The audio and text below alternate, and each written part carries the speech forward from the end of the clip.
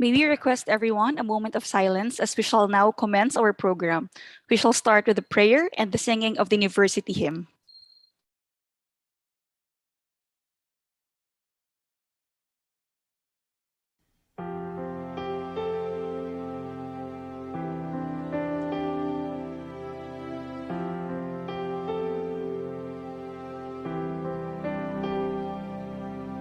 Il Signore rende uno strumento della vostra pace. Lord, make me an instrument of your peace. Dove ci è odio, lasciarlo seminare l'amore. Where there is hatred, let me sow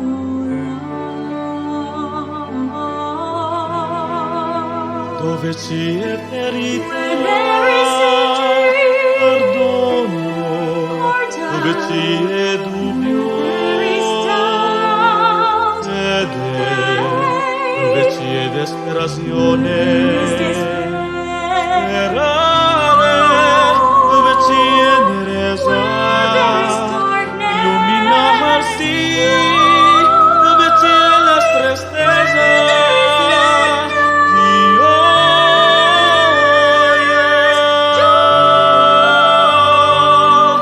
Oh, divine Master, redeeming us so much be consoled as to console.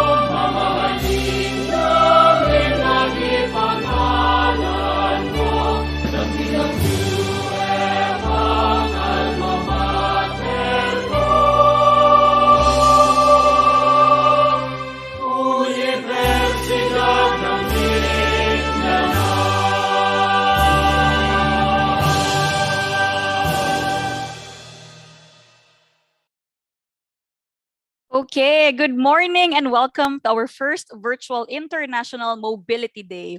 For everyone's information, the International Mobility Day is an annual activity conducted by the External Relations and International Affairs Office, or IRIAO, to acknowledge the returning and outgoing batch of outbound exchange students in the university and to celebrate the cultural diversity of our local and foreign students.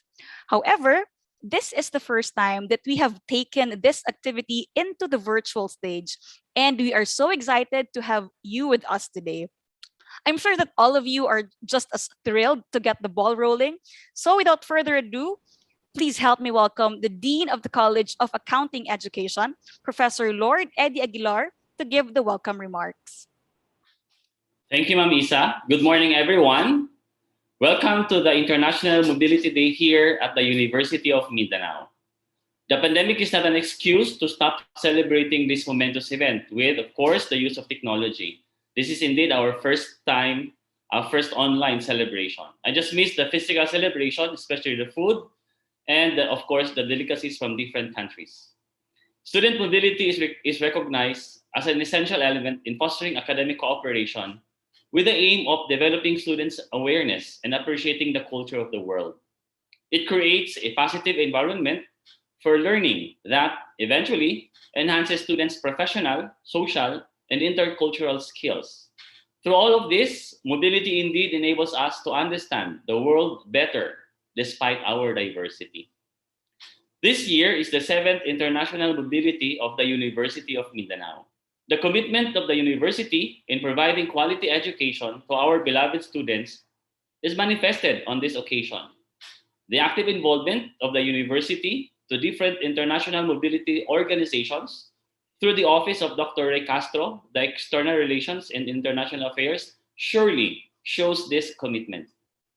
On this occasion, we will be hearing stories of our dear students on their international mobility journey.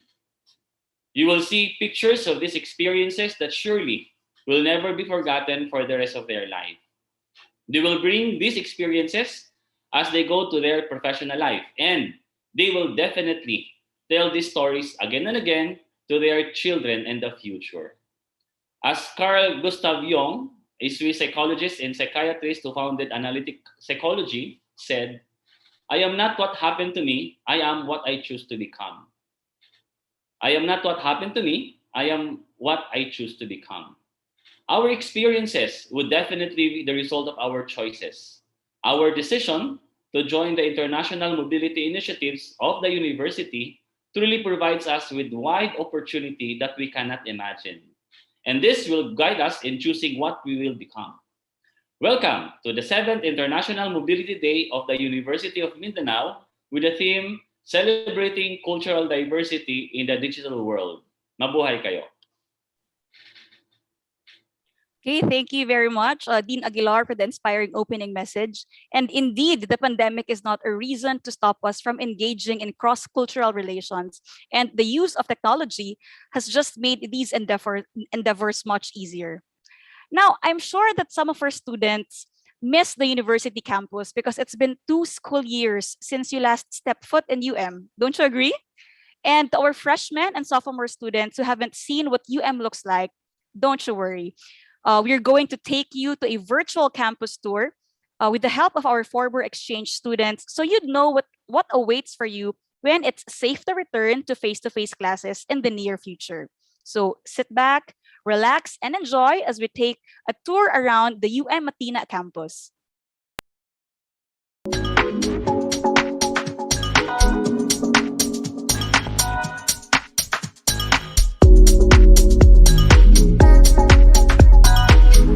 Maayong adlaw ka? Magandang araw ka? Good day ka? Welcome To the University of Mindanao Main Campus. I am Adrian Satorinas. I am Alisa Caparoso. And I am Dimple Grace Normandia. And we are your University Tour Guides. The University of Mindanao Main Campus has a 28-hectare lot.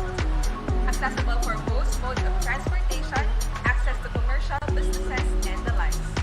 So what are we waiting for? Let's go!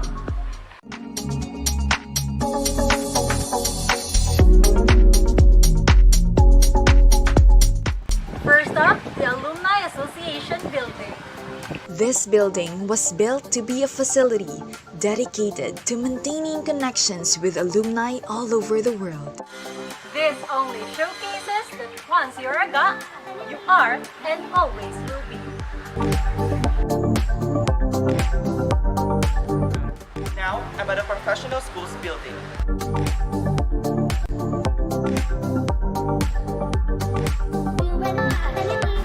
The UM Graduate School is the first in the region to be granted accreditation by any accrediting agency. It is also the largest graduate school in the region.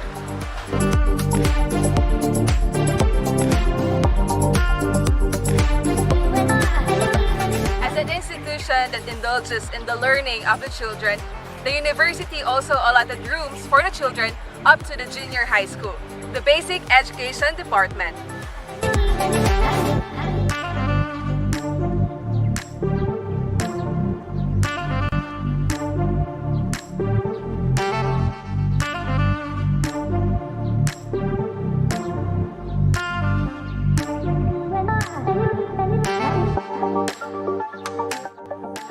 The Business and Engineering Building holds mostly the university's remarkable laboratory rooms. The Biology Laboratory, where dissections and practical examinations in various specimens are conducted. The CAD Laboratory, where computers were made accessible for students to make their plans and ideas into digital forms. We also have the CAE Computing Laboratory. For engineering, we have laboratories for chemical engineering, civil engineering, computer engineering, electric and electronics engineering, and mechanical engineering. Not to mention that this building also holds the cashier windows and automated teller machines and the lobby of the building, all for the accommodation of students.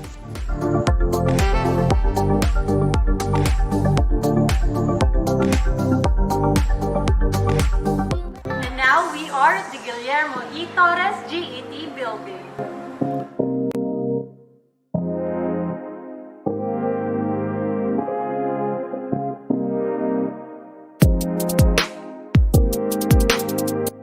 Two of the most interesting rooms here are the 200-seat audiovisual room, where seminars, symposia, and related gatherings are held, and the ballistics and chemistry laboratory, where firearms are being studied, disjointed, and assembled by the students themselves with the powerful guidance of our beloved professors. Additionally, this building holds the Guidance Services and Testing Center, Office Students Affairs, Judo Taekwondo Room, Photo Laboratory, Polygraph Room, and even the Crime Scene Room. Welcome to the Dolores P. Torres building, or commonly called as DPT building.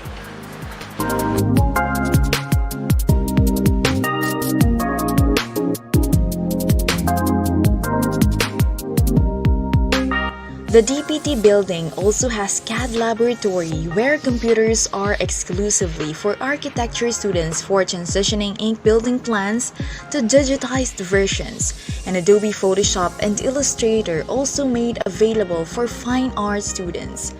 Information technology students also have their own computer laboratory, which is the CCE Datacom laboratory, where troubleshooting and hardware are being assembled. In this building, rooms such as Fundamental Laboratory, Digital Speech Laboratory, Guidance Services and Testing Center 3, Institute of Languages, Mass Communication Laboratory, MAC Laboratory, Microbiology and Parasitology Laboratory, Mini Auditorium, Psychology Laboratory, Quality Management Office, Research and Publication Center, Social Work Laboratory, and many more.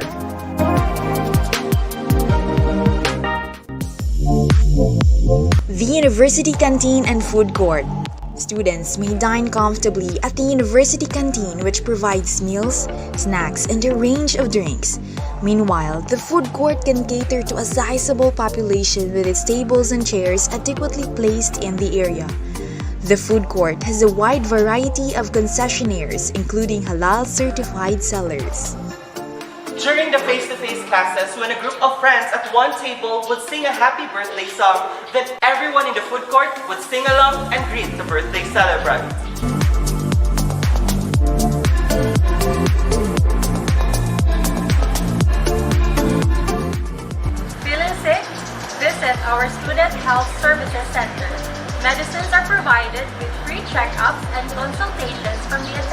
transition.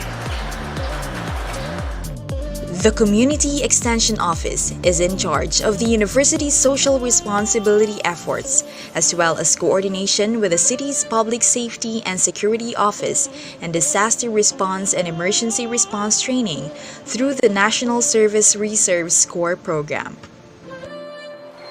In 2019, our student organization, the Junior Philippine Institute of Accountants, partnered with the Community Extension Office.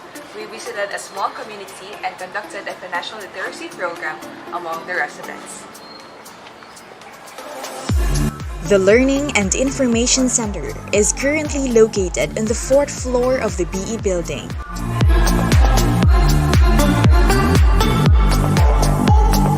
We can borrow books, access online resources, and use the e-library for research purposes.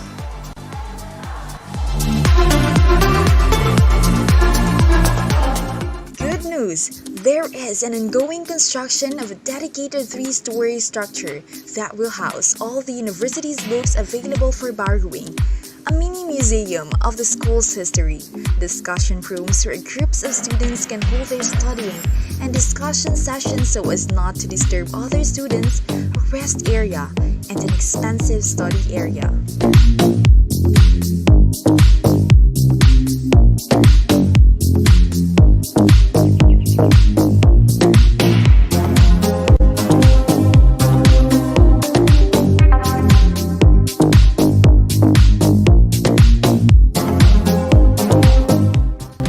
The huge gymnasium is equipped with fold-away bleachers and professional-level flooring for the basketball court, making it ideal for major sports events and even mutya ng UM and other school activities.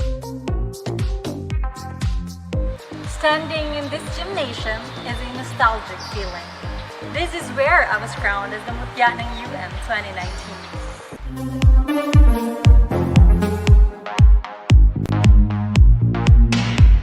It was indeed a magical night for me.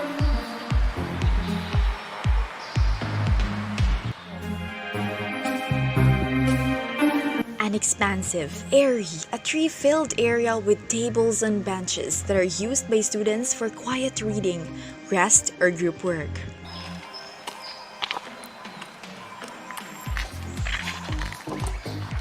The mini forest is one of my go-to places to catch up with my friends. This is where we usually do group studies after our classes. But when the wind blows, look up and watch out for falling mangoes.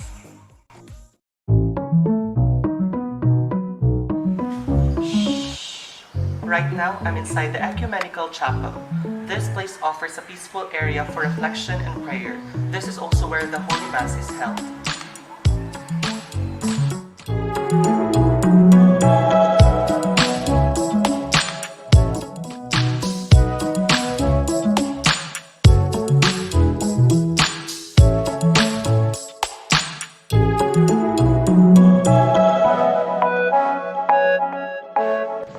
The La Spezia Micro Hotel at the College of Hospitality Education is a fully equipped hotel simulation environment for students in the Hotel and Restaurant Management program.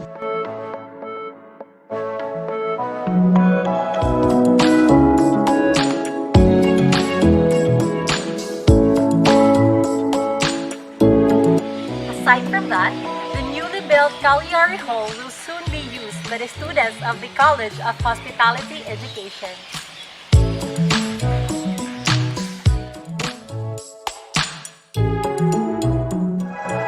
Welcome to the Research Hangar. The Research Hangar is a large facility where students can test their inventions and other experiments. It also houses the university's Coleoptera Research Center, which is dedicated to the study, conservation, and cataloging of Philippine beetle species, and the UM Ascenso Hub, a business development office, where students are assisted in developing profitable ideas with a positive social impact in the areas of agriculture, disaster risk reduction, tourism, transportation, and environmental sustainability. Hold your tracks and behold the university's 400-meter Olympic standard rubberized oval track. This also features a large grass field where sports such as running, broad jump, shot put, and soccer, among others, are played. In August 2019, the oval track was utilized for the first time as a site for the opening ceremony of the Intramurals.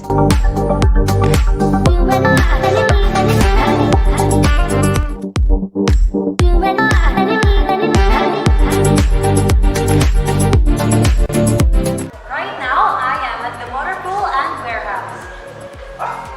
This houses the school's official vehicles such as school buses, vans, electric tricycles, and other similar vehicles. The school's printing facility is also located in the warehouse, where brochures, exam booklets, and other materials are created and stored. The study hall is located near the BE Building's walkway that leads to the Matina Gravahan Gate and features tables and seats where students may study or discuss their lectures and activities. Every day, this hall is mostly occupied by engineering and accounting students. This is one of my favorite spots, especially during exam week. After 2 years off campus, I would say that this has been a very fun campus tour, leaving all the good memories of the past as we sail forward. I am very excited for the limited face-to-face classes to start soon. I'm sure you guys can stay tuned. But before we end this campus tour, we would like to invite our international friends to come and visit and experience the campus life here at the University of Mindanao. Daghang salamat mga ga! See you soon!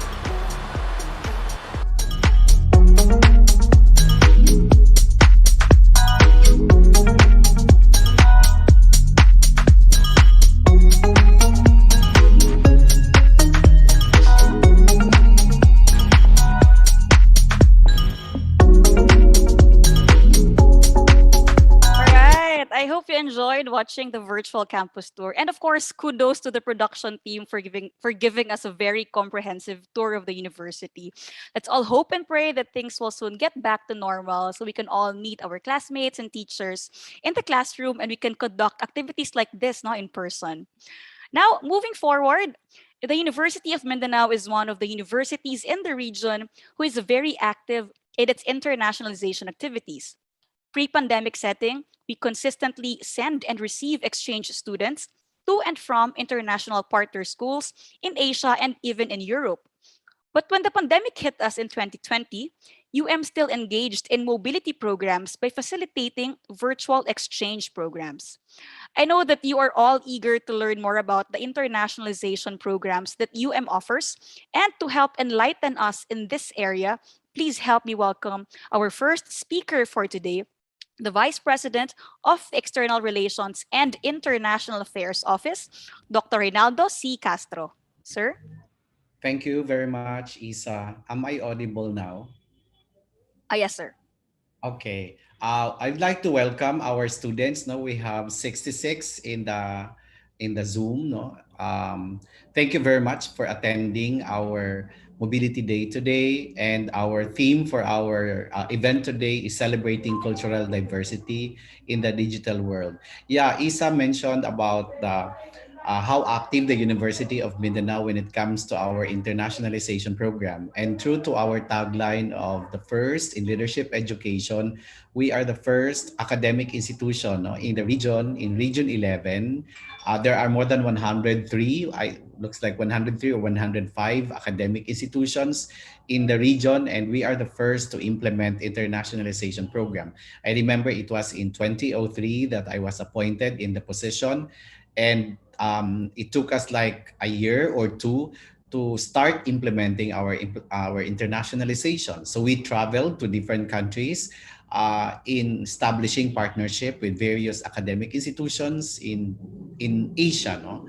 And our membership also in various academic networks, purposely for providing opportunities to our students, no? Okay, so I'd like to share my screen.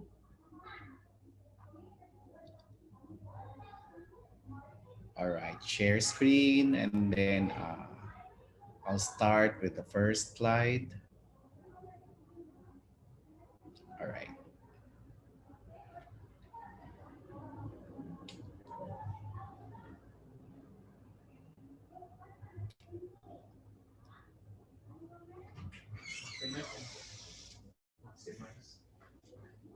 Yeah. Okay. So I will be sharing to you the internationalization journey of the University of Mindanao. And I remember when we started doing this and providing opportunities to our students in UM, no, for them to travel abroad, for them to study abroad.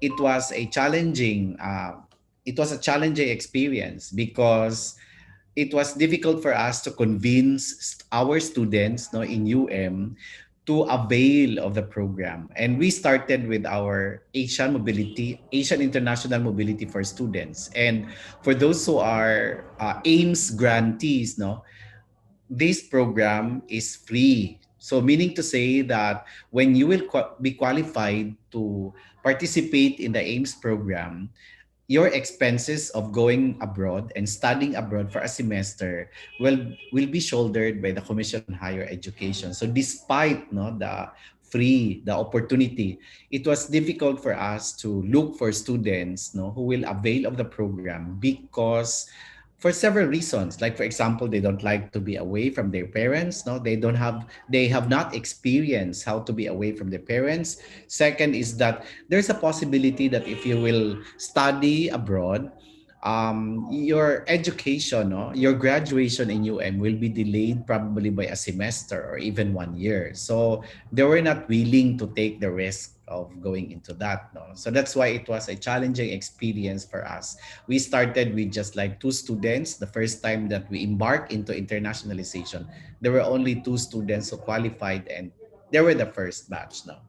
So why is it that there's an internationalization program in the country? No, there's a framework of the Commission on Higher Education, and the Commission on Higher Education is guided by this framework that internationalization of higher education involves the integration of international, intercultural dimensions to higher education institutions' purpose, functions, and or delivery, which means that if you go into higher education institution, it's not only about you taking your course, accountancy, engineering, and the like, no? Ang importante kasi doon is that meron ding intercultural, international dimensions. And in fact, in higher education, in universities in other countries, talaga meron opportunity for their students to travel and study in other countries. No? Later on, you will know the benefits and the reasons why students must avail of internationalization program of their universities. No? So it involves a process of interchange of higher education between nations, between national systems of higher education, and between institutions of higher education. So sinasabi dito that interchange of higher education between nations. That's why our commission, our national government is also very active and very aggressive in traveling to other countries, talking to different governments in order for us to provide opportunities, for us to partner, for us to sign an agreement, for our country to sign an agreement with other countries. Kasi bago natin gawin yan, bago tayo mag-send ng students at bago tayo mag-accept ng students, kailangan muna merong understanding, agreement itong ating mga countries, itong ating mga government, no. Hindi lang 'yan basta-basta na pwede ka mag-participate, pwede ka mag-join, no. Ang Commission on Higher Education, they have policies guiding, no, all universities and colleges in the country with regards to participation in the internationalization program. So hindi mo sinasabi, hindi natin pwede sabihin na dahil academic institution ka, pwede ka talaga mag-internationalization. Merong policy, merong guideline. No?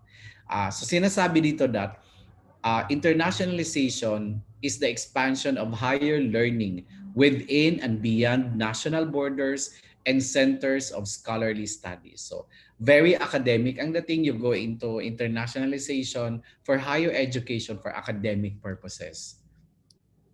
And in fact, there's a transnational higher education law. No? Merong batas that guides our Commission on Higher Education, and even our academic institutions with regards to transnational higher education. No?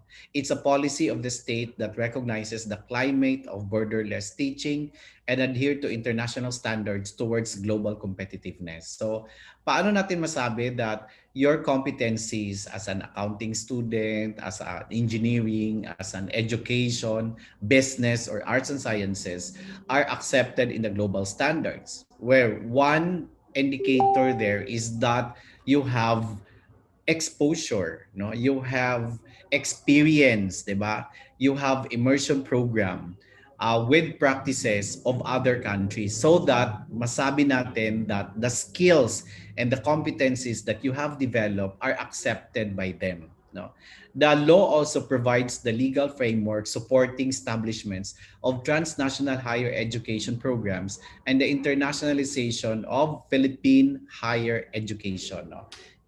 There's a provisions that cover the overarching transnational higher education strategy to be led by CHED and the formation of transnational higher education partnerships and offshore operations of the Philippine higher education institutions. Ano itong offshore operation? It means that even even colleges and universities in the country can also establish a campus in other countries. But why a government will allow to do that? No, like for example, in the Philippines, why would the Philippine government allow a foreign university to establish their operation in the Philippines? No, it's just like saying that our universities and colleges in the country are not competent enough to provide the education that we can possibly offer to our citizens. So what other universities and even our university and Philippine universities are doing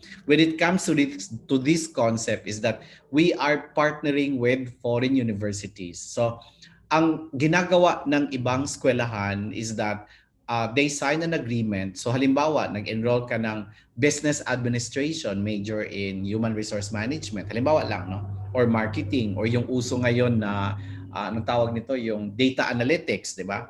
So, pwede ka mag-aral sa ng 2 taon and pwede ka din mag-aral the rest of the curriculum, no?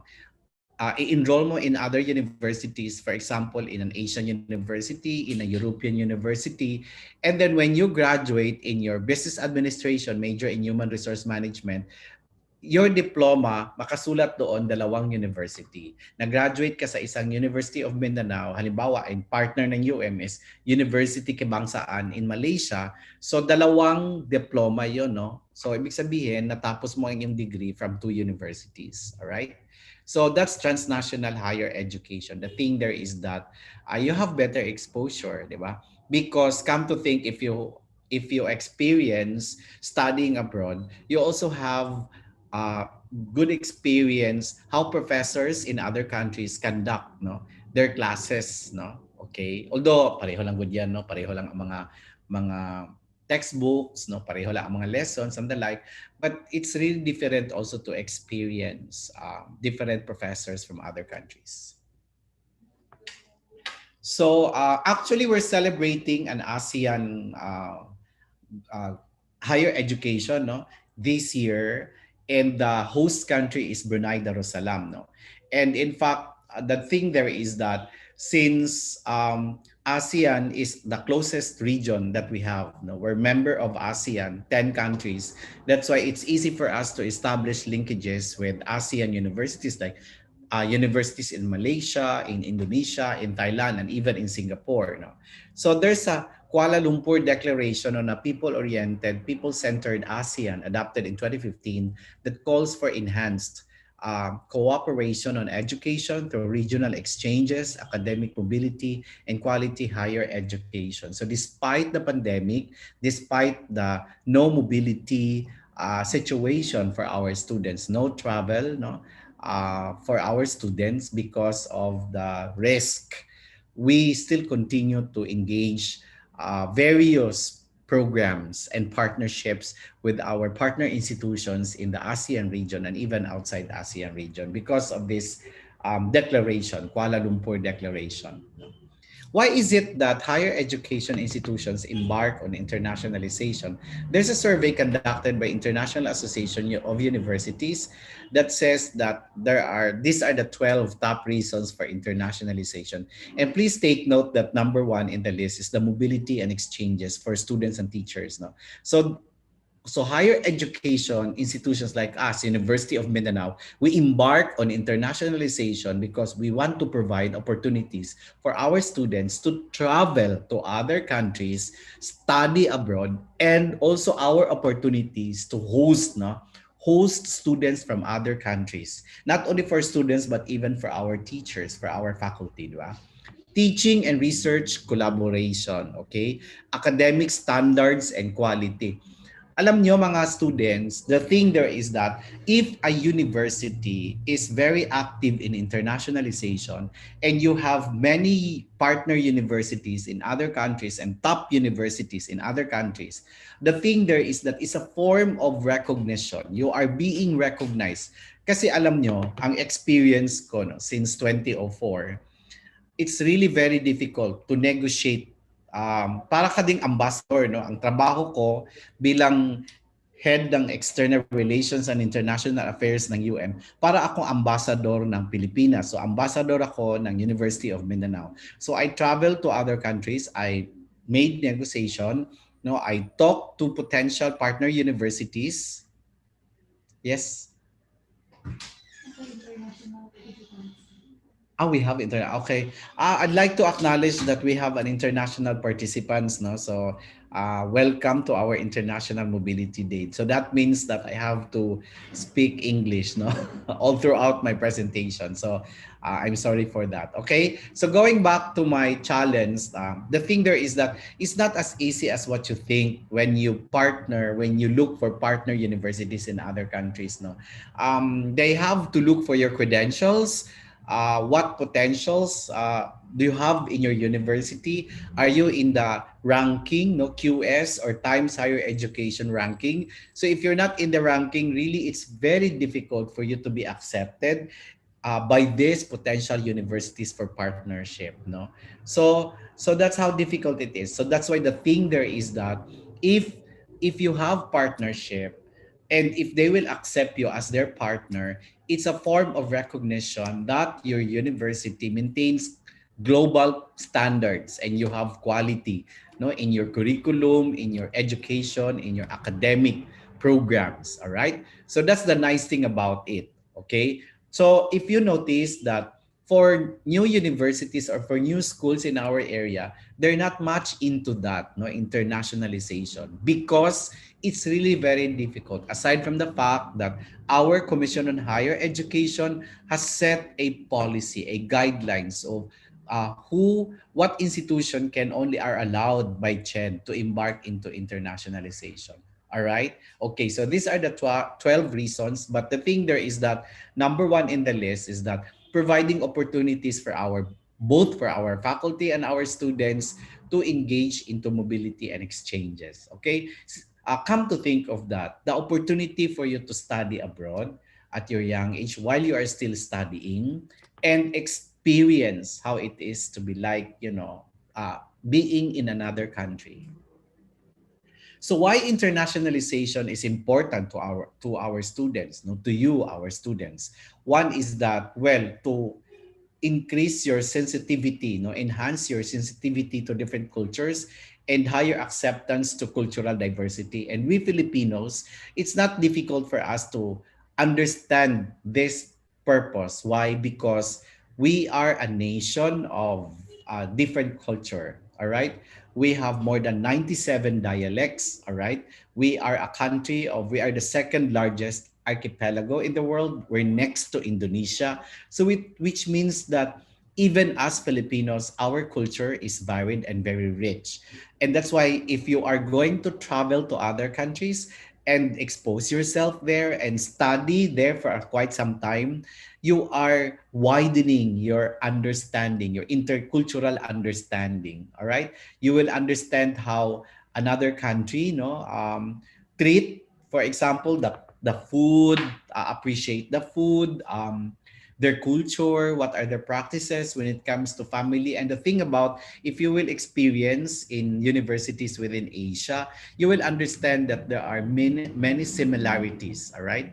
Plenty of things, no, that we have similarities to our neighboring countries in Asia. Okay, students can earn geographically transferable skills, all right, because we want to go into global, and there's a possibility that after your graduation, after you get your degree from the University of Mindanao, you will work in other countries. So that's why it will bolster also your credentials. No? You will include that in your curriculum vitae. You're going to write that in your curriculum vitae that you have experience studying in another country, just like our students, like you see Adrian and the rest of our students here in the university. I mean, it has really improved them a lot, in terms of their skills and competencies. Will help students to grow into an independent, adaptable, and open-minded individual. Come to think of that, many of our students, um, they stay there in another country for like a semester. So that's good for 5 to 6 months. And they're alone. So they become more independent, no? They're away from their family. They're not allowed to uh, go back here in the Philippines if their study program is not yet finished. No, okay. So you learn to adapt. You learn to practice also what it takes to be like a citizen of that country. All right. So these are the internationalization strategies of the University of Mindanao. So we have an import model. No, we attract students, faculty, and staff from around the world to the institution's campus. So that's why we host students, no, inbound students, visiting professors and lecturers. We have colleges in the university that hosted, no, quite a number of foreign professors. No, um, export model, that's the case of sending our students to other countries, to other universities, not only our students, but even our faculty and our staff. In fact, this time, no, we have 12, I think, or 10 students, no, from the graduate school who are now in Europe, no, for a semester study there under the Erasmus Mobility Program. The Erasmus Mobility Program is a European funded project, no, and that's why very lucky for them because they have experience going to Europe, no, for 6 months with all expenses shouldered by the European government through the Erasmus Mobility Plus program. All right. We also have academic joint ventures. So academic joint ventures means we offer joint program. I think I mentioned that. Well, we have not implemented such in the undergraduate, but we have done that in the graduate program, that when you enroll in a master's program, when you graduate, then the degree, the diploma that you will receive is granted by two universities, University of Mindanao, and in that case, University of Newcastle in Australia. So your credential, you will see that it's granted by two universities from two different countries, from the Philippines and Australia. Well, in the case of the Philippines, we are a member of various academic networks. Once you are a member to academic networks, it's very easy for you to negotiate and partner with a member institutions, just like Philippines, just like any other country for that matter. When they have a group like APEC, Association Asia Pacific Economic Cooperation. We have the ASEAN, for example. No, in Europe you have the EU, the European Union. All right, in the US and in the North America they have the NAFTA. All right. So what is the importance of this organization? The importance is that it's easy for them to negotiate. It's easy for them to talk to member countries. Whenever there are problems, then you just reach your concern to the organization, and the organization, the officers, will help solve your concern.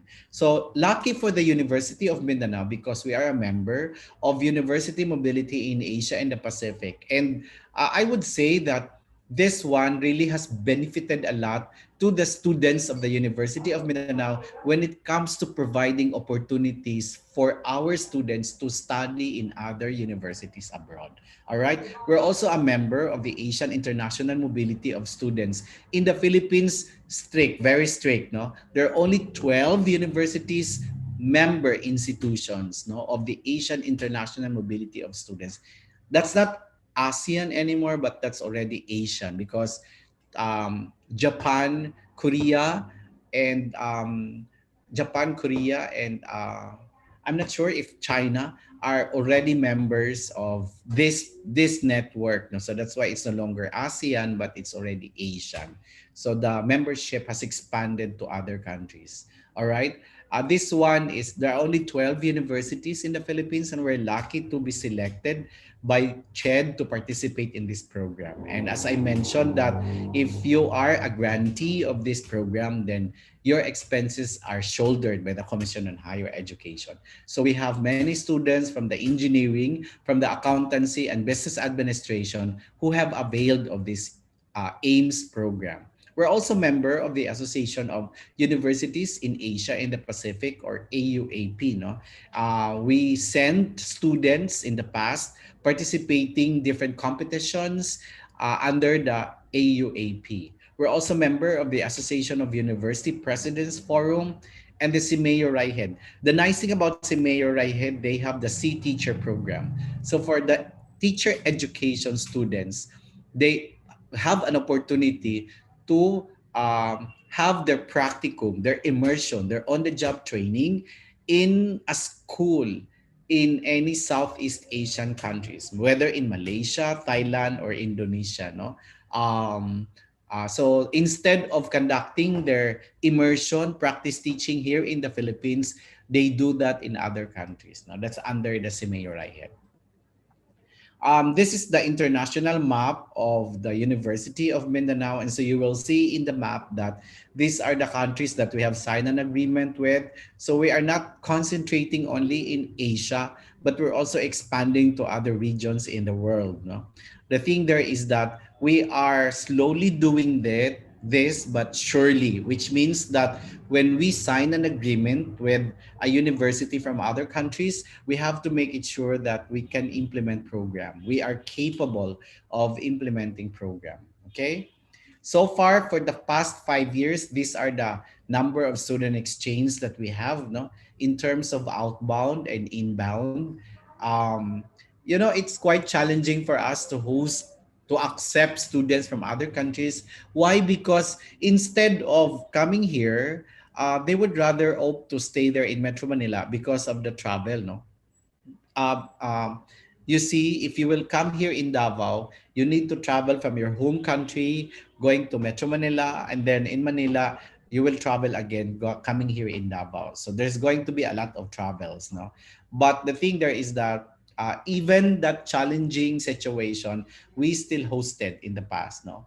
But recently, our inbound students have increased, brought about by the virtual platform. So students from other countries and even our own students here in the University of Mindanao don't need to travel.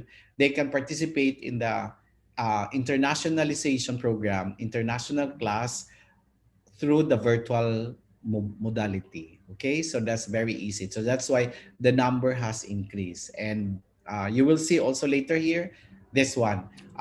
These are the participation of the different colleges. So in the past, very recently, most of the internationalization programs are participated by the business administration, and then we have accounting, no, College of the Accounting Education, College of Arts and Sciences Education, and College of Teacher Education, no, and also the professional school and engineering. So these are the colleges that we have in the university who are very active, no, in our internationalization program, not only for the exchange of our students and faculty, but even conducting international forum, and research programs. All right. Okay.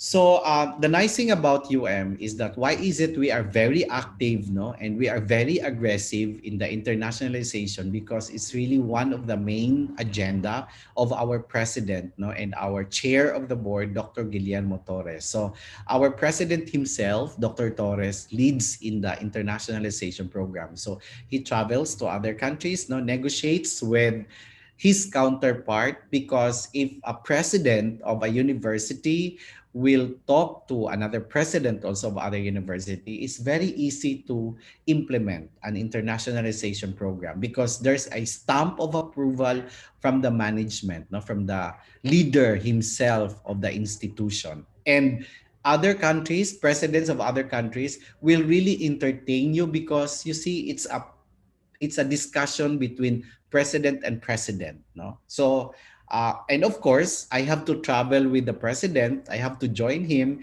in his international sortie, no, because after the signing of the agreement and after the negotiation, just like the president of the republic, in this case, we have President Duterte. So if the president travels to other countries for international negotiation, he has to bring, no, with him his cabinet secretaries who are responsible for implementing the programs for the good of the country. So the same thing with our president when he travels, no, he has to be joined with some of the officials of the university for the details of the implementation of the partnership.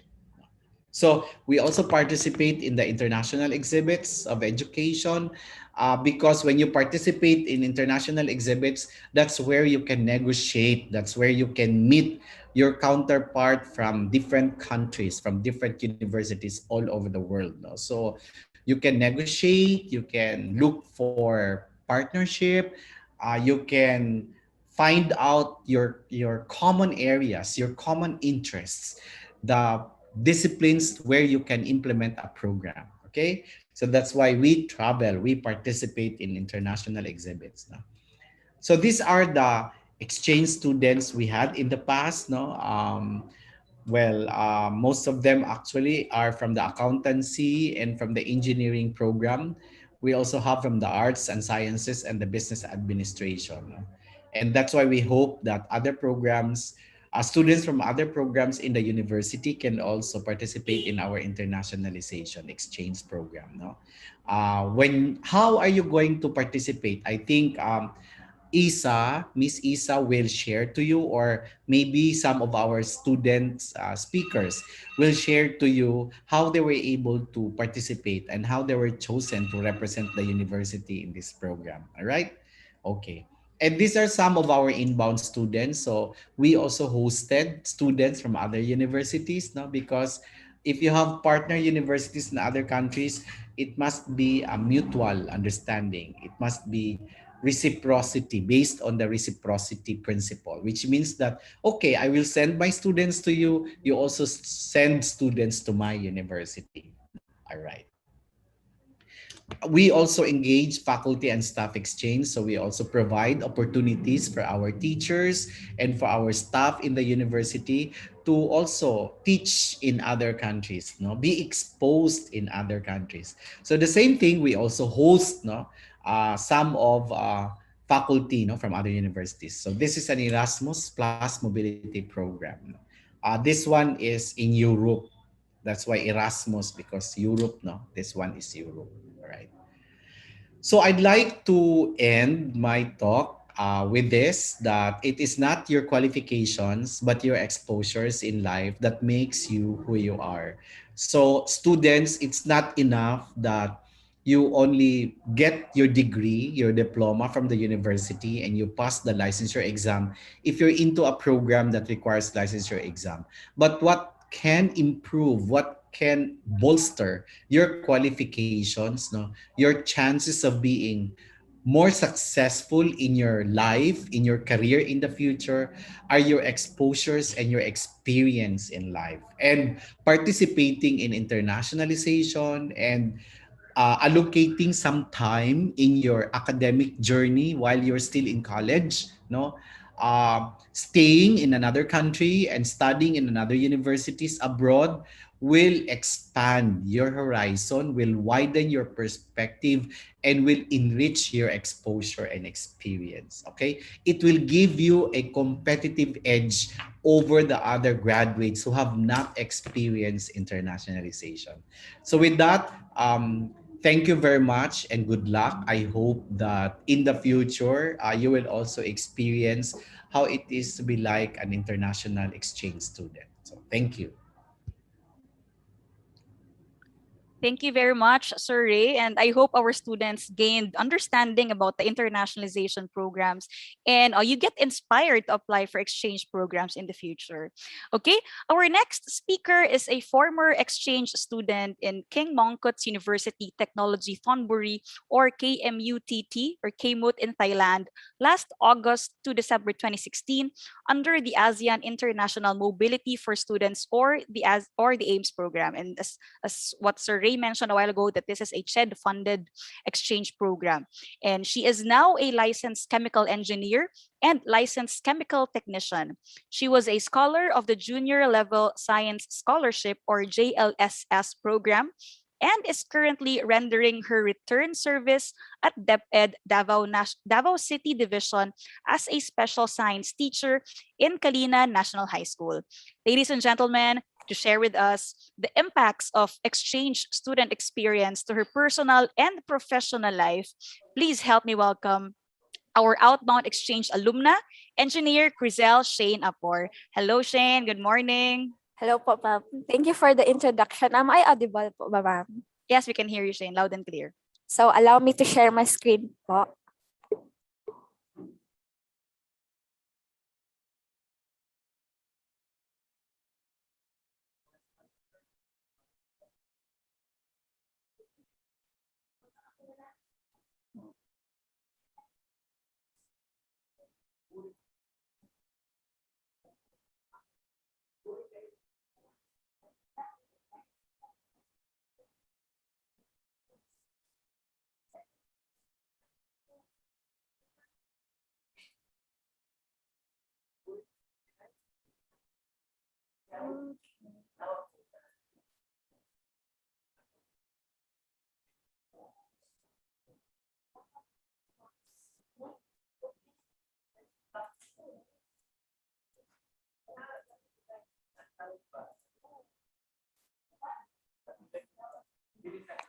Can you see my screen po ba, ma'am? Yes, Shane. Okay. So, to our VP for External Relations and International Affairs Office, Dr. Rinaldo C. Castro, to all the ever awesome staff members of the UM Iriao, to our beautiful Ma'am Shi, Ma'am Iza Ay Mamote de Ramos, and to everyone present here in our virtual room, good morning. So, quick fact. So, as a former exchange student of UM, after the duration of your studying abroad, you will be requested to be an ambassador for the student exchange programs of the university. Basically, it means that we do campaigns, campus-wide events like this International Mobility Day, and information drives at the building lobbies. So, paborito po namin yung sa BE and GET buildings. That is to encourage and promote this new and incredible study trend among UMians. So, when Ma'am Iza invited me to speak today, I am both honored and petrified at the same time. But recalling how this university's exchange program impacted my personal and professional life, and how feeling grateful I am every day to that once in a lifetime experience, I couldn't say no. So, participating and supporting mobility days and information drives of the UM area, even if I'm no longer in the university, is the least I could do to say thank you. Thank you for choosing me to be part of the student exchange program. So anyway, I hope as we spend our time here at this virtual International Mobility Day, we'll be able to get something relevant and valuable from the activities that Iriao have prepared for all of us. So, here we go. I belong to the third batch of the university's AIMS outbound exchange program. So that is ASEAN International Mobility for Students. So we, Apple Mi Tamayo and Hyacinth May Cortez, three of us were from the chemical engineering program. Were sent to Bangkok, Thailand to study for 1 semester from August to December 2016 at the King Mongkut's University of Technology, Thunbury. So KMUTT po is an engineering and technology university in Thailand focusing on teaching and research. And here's the few of the main highlights during our exchange program that I would like to share with you. So first is our debate. During those first 2 weeks at Bangkok, we've undergone training for the upcoming 11th European Union Thailand intervarsity debate to represent KMUTT. The tournament was held August 4 to 9 of 2016. So before us, the first and the second batch of KMUTT outbound exchange students had the same opportunity of joining debate competition. So basically po, we're just following the said tradition. That 6-day debate tournament felt like our Calvary, yet unfortunately, we emerged victorious as rookie champions. So that experience alone po already made our exchange journey worth it. That dreadful feeling of public speaking, at the same time competing with the high school and college students from various schools in Thailand was remarkable. So, okay. KMUTT International Affairs Office have also prepared us a cultural tour in and outside Bangkok, together with other exchange students from around the world. So we had a chance to experience firsthand the rich culture of Thailand. So these are the pictures taken when we had our cultural tour. So if I could still remember correctly, we've enrolled ourselves in 4 different core subjects. For one subject, we're scheduled to meet once a week, but one session would last for about 3 to 4 hours. And we spend most of our free time doing homework. So for me, Thailand's educational system spiced up our journey as we were truly challenged, and adjusting to that new system was quite uncomfortable. So along the way po, we've made some awesome Thai friends from the debate tournaments and from our classes. We enjoyed the company of some exchange students from Russia, Finland, Germany, Austria, Japan, Switzerland, Sweden, and many more. Most importantly, we had a kababayan, our mentor, tourist guide, and a friend who helped us roam around the country. With him, we started and ended our exchange student journey in Thailand, extraordinary and strong. So studying abroad is not all about the fun and the good stuff, though. We surely had a share of difficult and gloomy moments. The language barrier, culture shock, uncomfortable academic adjustments, budgeting our finances. Also, I had my share of homesickness. Thus, it is important that you are mentally prepared when joining long-term exchange programs. So, nonetheless, all of those difficulties were overshadowed by the benefits we got. Advantages outweighs the disadvantages. So, and I challenge you to add items on the list as you pursue your student exchange journey. So, here is my list. Okay. So, we gained rich understanding of Thailand's culture. We've experienced new academic environment and learning approaches different from our home university, University of Mindanao. So we've met new friends from around the globe. As for me, it took me out of my comfort zone. It surely developed my self-confidence and self-reliance. I have gained independence and came home with entirely a new perspective of what it means to be a citizen of the world. So with that global exposure we had, it increased my awareness, sensitivity, and acceptance for cultural diversity. So furthermore, engaging in student exchange programs will make you thirst for more. And that thirst I had after the exchange program turned into hopeful wishing, and then into hard work and perseverance in my studies. For I know in myself that I need to venture back to that world I had just experienced. Hence, I have decided that succeeding in my studies and getting my chemical engineering license will be my huge and stable stepping stone. So I would like to quote the words of Paulo Coelho from his book, The Alchemist. When you want something, all the universe conspires in helping you to achieve it.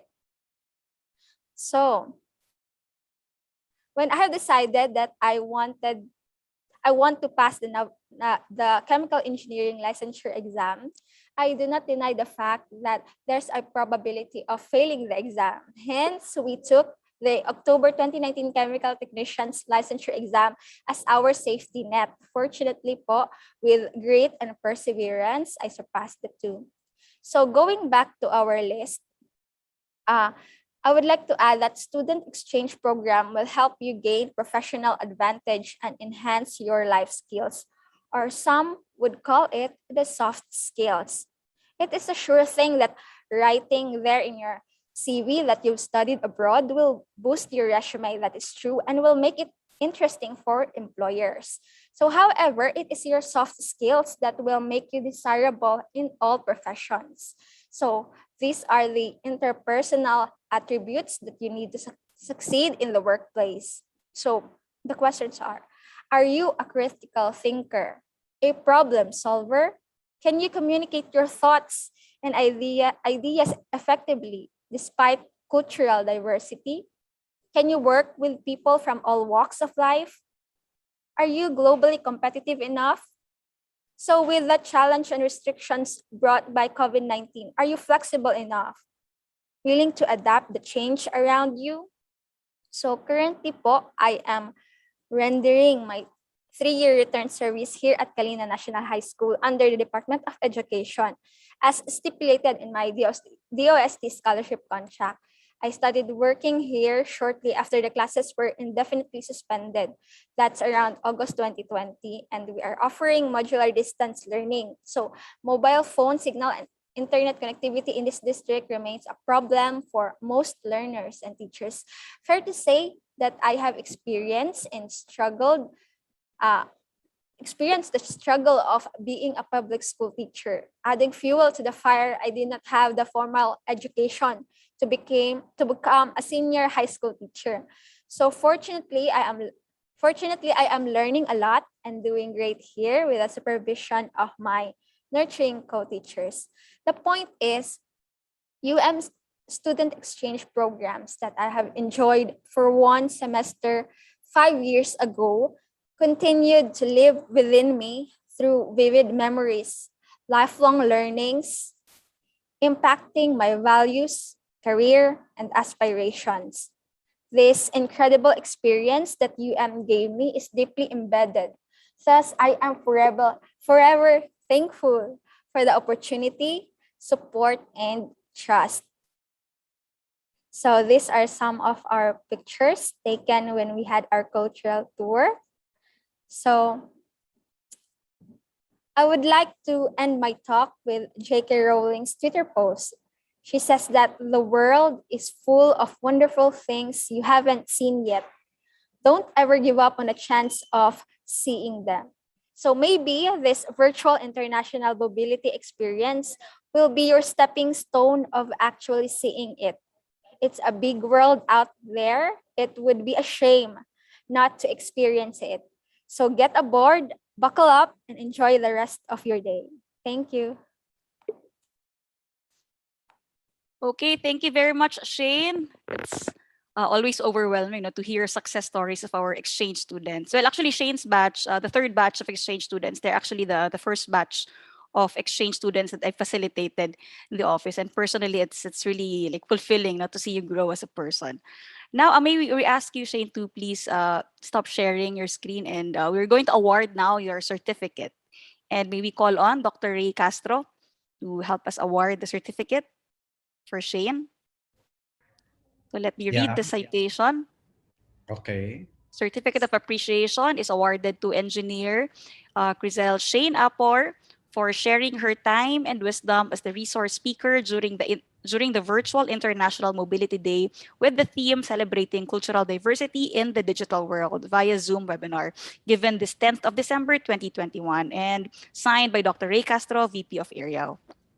Sir, you have Thank you very anything? much, Engineer Shane. So let's take a picture ish. Shane, Okay, please. we Okay. request you to, okay. Okay. One, Thank you very two, much. and one more. Okay. Thank you. And nice to see you again, Shane. Thank you, sir. All right. So the next part of the program, before we proceed to the next part of the program, let's have first an icebreaker game, shall we? So I hope you're ready. We're going to have a Mentimeter. Okay. So let me share my screen. Please go to menti.com or participants, menti.com and use the code 48314970. Again, that's menti.com and the code is 48314970. For your username, please use your real name underscore and then name of country or university.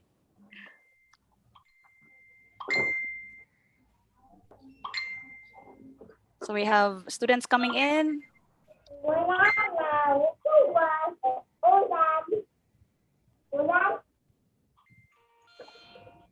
Okay, we have 20, 21. So we only have, I just have like 5 questions here, ranging from questions from geography to pop culture. So let's just see how we'd fare in these questions. All right, you can see more participants coming in. We have 29 so far in our Menti site. Again, that's menti.com and the code is 48314970.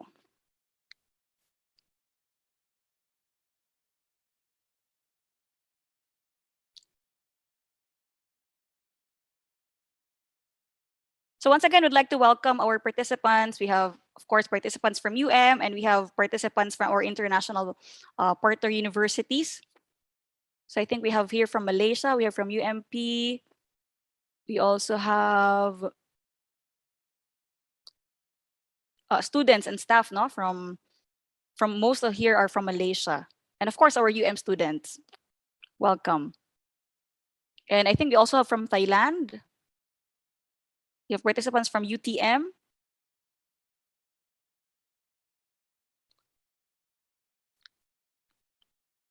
Okay, maybe if we reach 50 participants, then we can start the game already.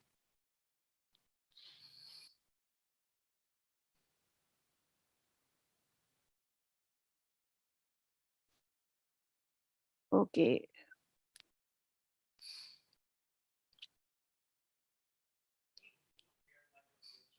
And we're also live in YouTube. And we've also shared our YouTube live in our official Facebook page. So if you want to watch some of the, maybe there were some parts of the program that you weren't able to watch earlier, then you may rewatch it using our videos now on YouTube and on Facebook as well. Okay, so we have 47 so far. I think we can start now. I'll enter.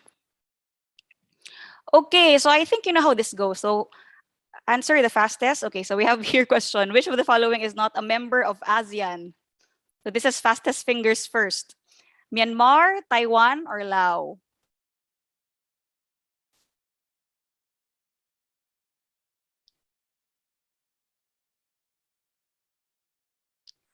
Time's up. Okay, the correct answer here is Taiwan. Because ASEAN stands for Association of Southeast Asian Nations and Taiwan is part of East Asia. Okay?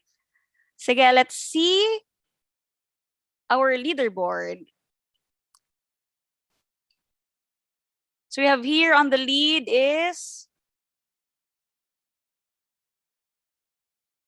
okay, we have Alrose from UM. Alrose is our exchange student who actually studied in Taiwan. Okay. Again, next is we have question number 2. I hope you're ready. Answer fast to get more points. Phnom Penh is the capital city of which Southeast Asian country? Phnom Penh is the capital city of which Southeast Asian country? Cambodia, Brunei, or Vietnam?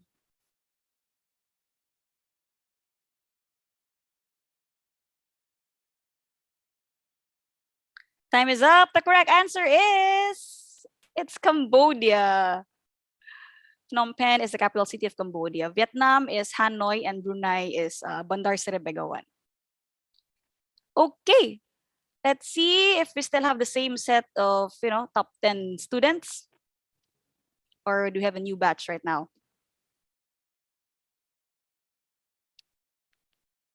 So in the lead now is Jose, followed by John Francis of UM. Then we have Tiger Baby, Juan Miguel de Castro of UM. And we have Sherika Selvam from UMP. Okay, next question.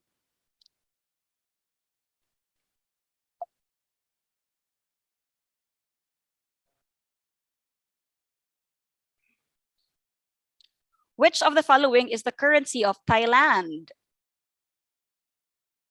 Dong, ringgit, or baht? Which of the following is the currency of Thailand?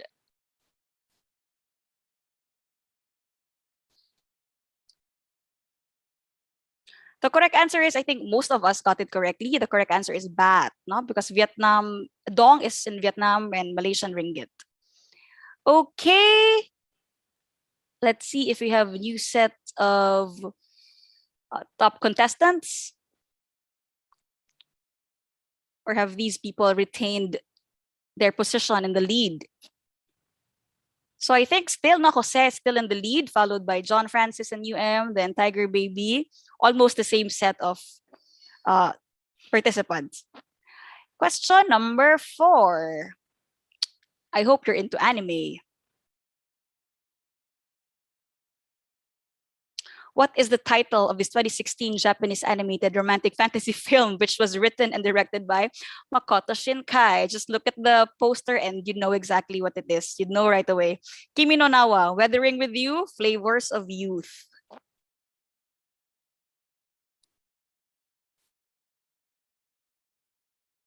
Okay, most of us got it correctly. The correct answer is Kimi no Nawa, or Your Name in English.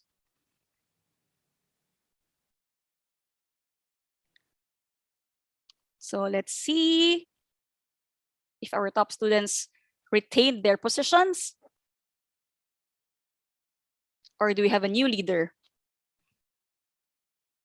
Okay, John Francis is now in the lead, followed by Jose, Juan Miguel. Okay, I think it's pretty much the same set of names, from last time, from the previous round. And this is our last question. I hope that you're into K-pop.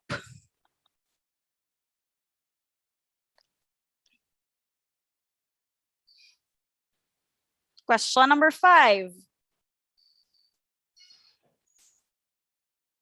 What is the name of this BTS member? John Jungkook, Kim Taeyong, or Park Jimin?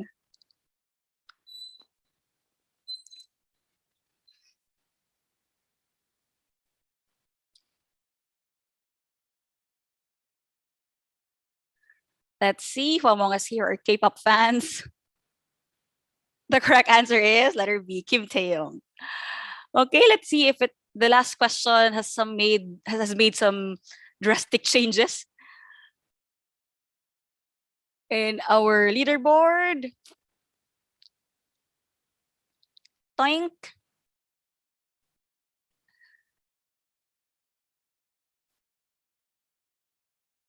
Okay, so John Francis of UM is the winner. Is this John Francis Pama?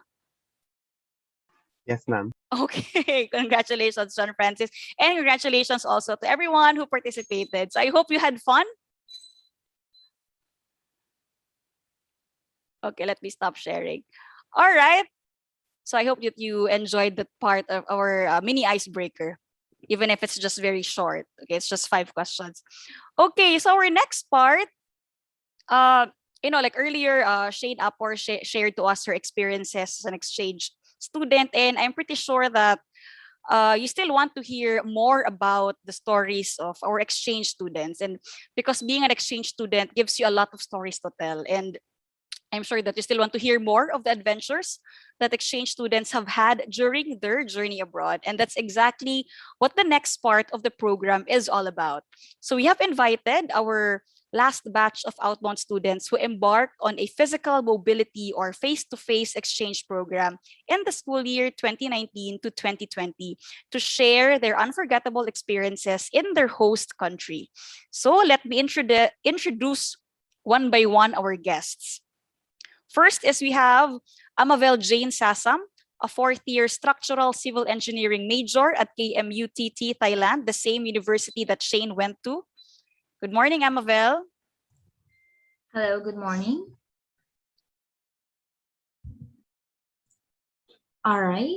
So, Sawadika, this is Amabel Jane. Just like Engineer Apor, I also went to our host university, King Mongkut's University of Technology Thonburi, KMUT, in Bangkok, with my fellow civil engineering classmate, Ralph Epe, during our second year of college. We studied there from August to December of 2019. So, since I studied senior high in I am quite aware with this kind of exchange event the university offers. So when me and Ralph saw former outbound exchange students announced in engineering lobby that we can study abroad for free, then we hurriedly complied for requirements, hoping we could get lucky to be part of this awesome journey. Okay, thank you very much, Amavel, for sharing that piece story of yours. Our next guest, we have Karen Jean Solidor, an accountancy major who studied in Thammasat University, still in Thailand. Good morning, Karen. Sawadika. I am Karen Jean Solidor, and I studied Bachelor's of Business Administration, major in accounting in Thammasat University in the beautiful country of Thailand with my best bud and College of Accounting Education's ex-college president, Miss Christine Fernando, for 5 months from August to December 2019. So, yeah. Okay, thank you, Karen. Next, we have Aife Rose Meliano, also an accountancy major who studied in University of Malaya in Malaysia. Good morning, Aife. Selamat pagi. I'm Iris Similiano, and I went to University of Malaya, Malaysia, with my fellow accountancy students, Joyce Momoko and Mary Rose Putad, during our second year of college. And we studied there for 1 semester, starting from September 2019 and January 2020. Okay, thank you. Next is still in Malaysia. We have Lyndon Kayog, a chemical engineering major who took up courses in University Malaysia Pahang. Hello, Lyndon. Hola everyone. So, salamat pagi. I am Lyndon Kayog Jr., fourth-year chemical engineering student, and I spent my exchange program at the University Malaysia Pahang. So just like what Ma'am have said, and together with me that time was John Francis Pama, and we took our exchange program during our second year of college. So John Francis was the one who just won the Mentimeter challenge earlier. So that's France. Very competitive, and we stayed in UMP from September of 2019 until January of 2020. Okay, thank you, Lyndon. Next is we have Alrose Jane Enero, still a student of the College of Accounting Education who enrolled in National Chongqing University in Taiwan. Good morning, Alrose. Good morning, everyone. Ni hao, wo jiao Yarosu. I am Alrose Jane S. Enero. I went to National Chongqing University in Taichung, Taiwan, and I am one of the students that the university sent abroad during the pandemic. I went there and studied from February of 2020 to June of 2020. Okay, thank you, Alrose. And last but not the least, we have Alisa Caparoso, another student from CAE who enrolled in Petra Christian University in Indonesia. Good morning, Alisa. Hello, everyone. Salamat pagi. I am Alisa I. Caparoso, and I studied in Universitas Kristen Petra, located in Surabaya, Indonesia, with my fellow classmate, Adrian Saturinas. We were the first batch of exchange students that were sent to Universitas Kristen Petra, and we studied there for 5 months from February to July 2020. Okay, thank you. So before anything else, how are you? Long time no see. We're doing good. I hope you're all doing well and you're all safe and healthy. Can you request your bench to please share to us our our PowerPoint for today? Okay, so this part of the program is actually like a talk show wherein we ask our exchange students. They are just representing the host university because some of them went to their host university with someone else, so they will just represent uh, their batch. Okay, so we're going to have a mini talk show, and then just to tell us some stories, exciting stories that you've had abroad, we're going to flash some pictures, and then from there, maybe you can share to us what exciting story is behind that picture. Okay, so yeah, so first is first we have airport stories. Okay, so I'm sure that you have crazy, exciting airport stories from departure in the Philippines to your arrival in your host country. And like, is there anyone here that you'd like to share to us, like some interesting stories, especially that I think most of you, it was your first time traveling abroad, right? So, can we hear first maybe Karen? You'd like to share to us an airport story? Okay, so before me and Christine left, we assured Ma'am Isa, our lovely host and the International Affairs Officer of UF, that we had an airport pickup arrangement. So an airport pickup arrangement basically is when our host country or host university would arrange a transportation with me and Christine to our dorm. So, but the reality is we didn't have one at that time. So once we arrived at Bangkok, we went straight ahead to get a taxi. But due to obvious language barriers, communicating with the taxi driver went like this. So we told him that we would like to go to the Amarin Mansion at Arun Amarin 69 in Arun Amarin Road. And he was obviously confused, like confusion was written all over his face. So Miss Christine, being good at communicating with gestures, she said with emphasis, Arun Amarin 69. And it went on for like 15 minutes until finally I showed him the Google map. And he instantly gets it. It was a sigh of relief.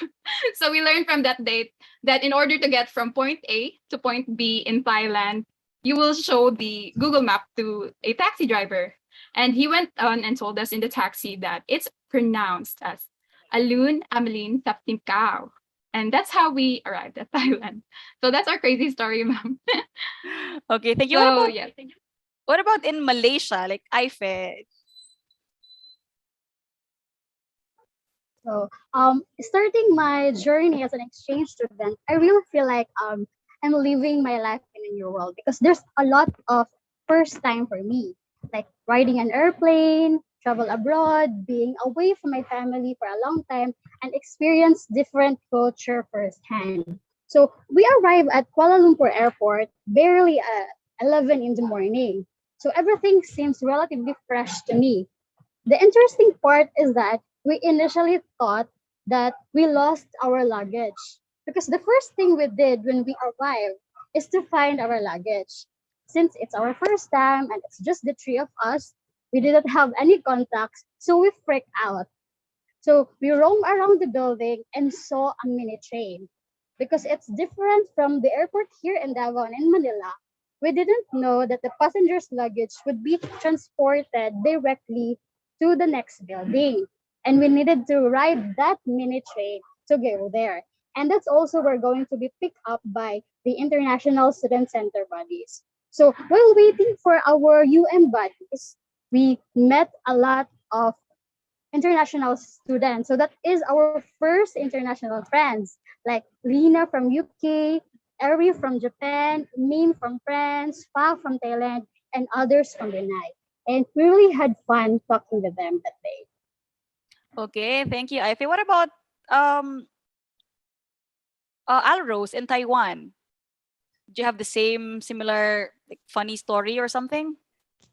Yes, I do have a funny story. So going to Taiwan was my first ever domestic and international flight.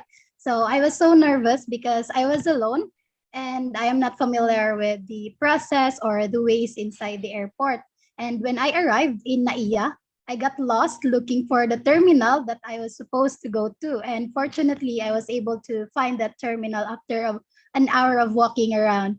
And when I arrived in Taoyuan Airport, that was when the journey literally sinked in, and I was so hungry. I went to 7-Eleven and I bought a triangle kimbap. And when I paid, I gave the cashier 100 peso bill.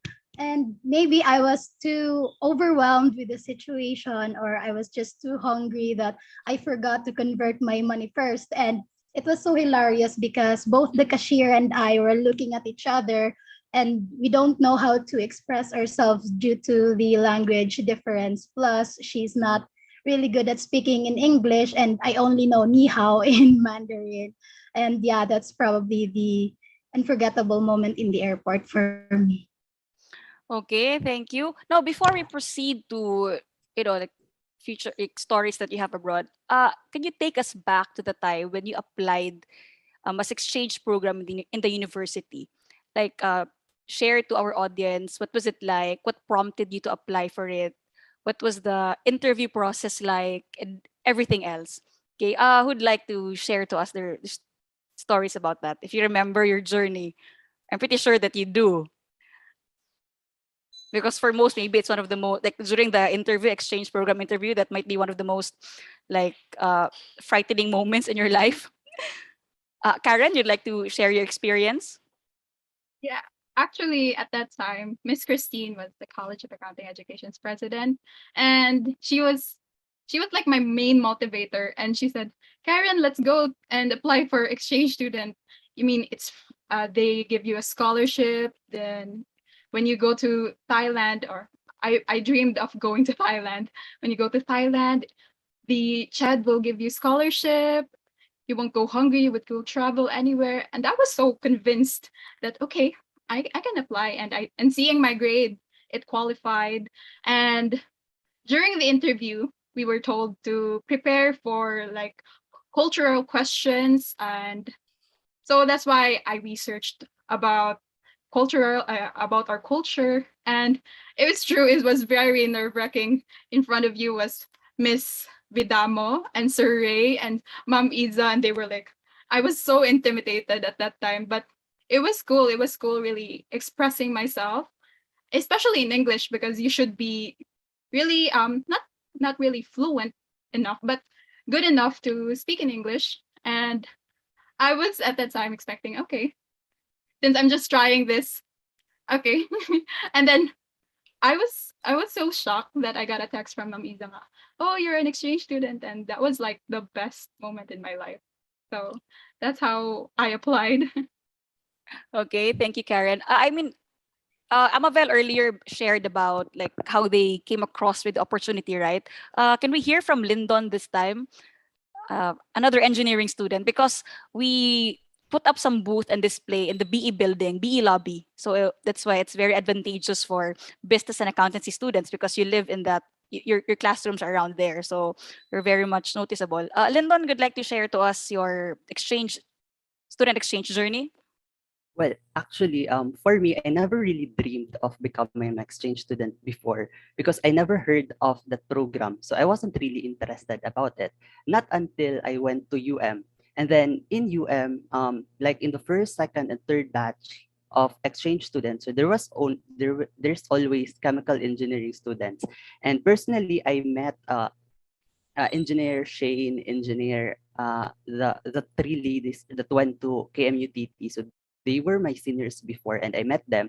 So I heard their stories that they became an exchange student to KMUTT, and I was like, oh, that was so amazing, and I want to try it. So I tried it. I just tried applying for it, and because it's been long time also since chemical engineering had an exchange student sent abroad. So we tried our luck with France. So actually, our plan is that the whole squad, so there's like 5 of us, will apply for the exchange program.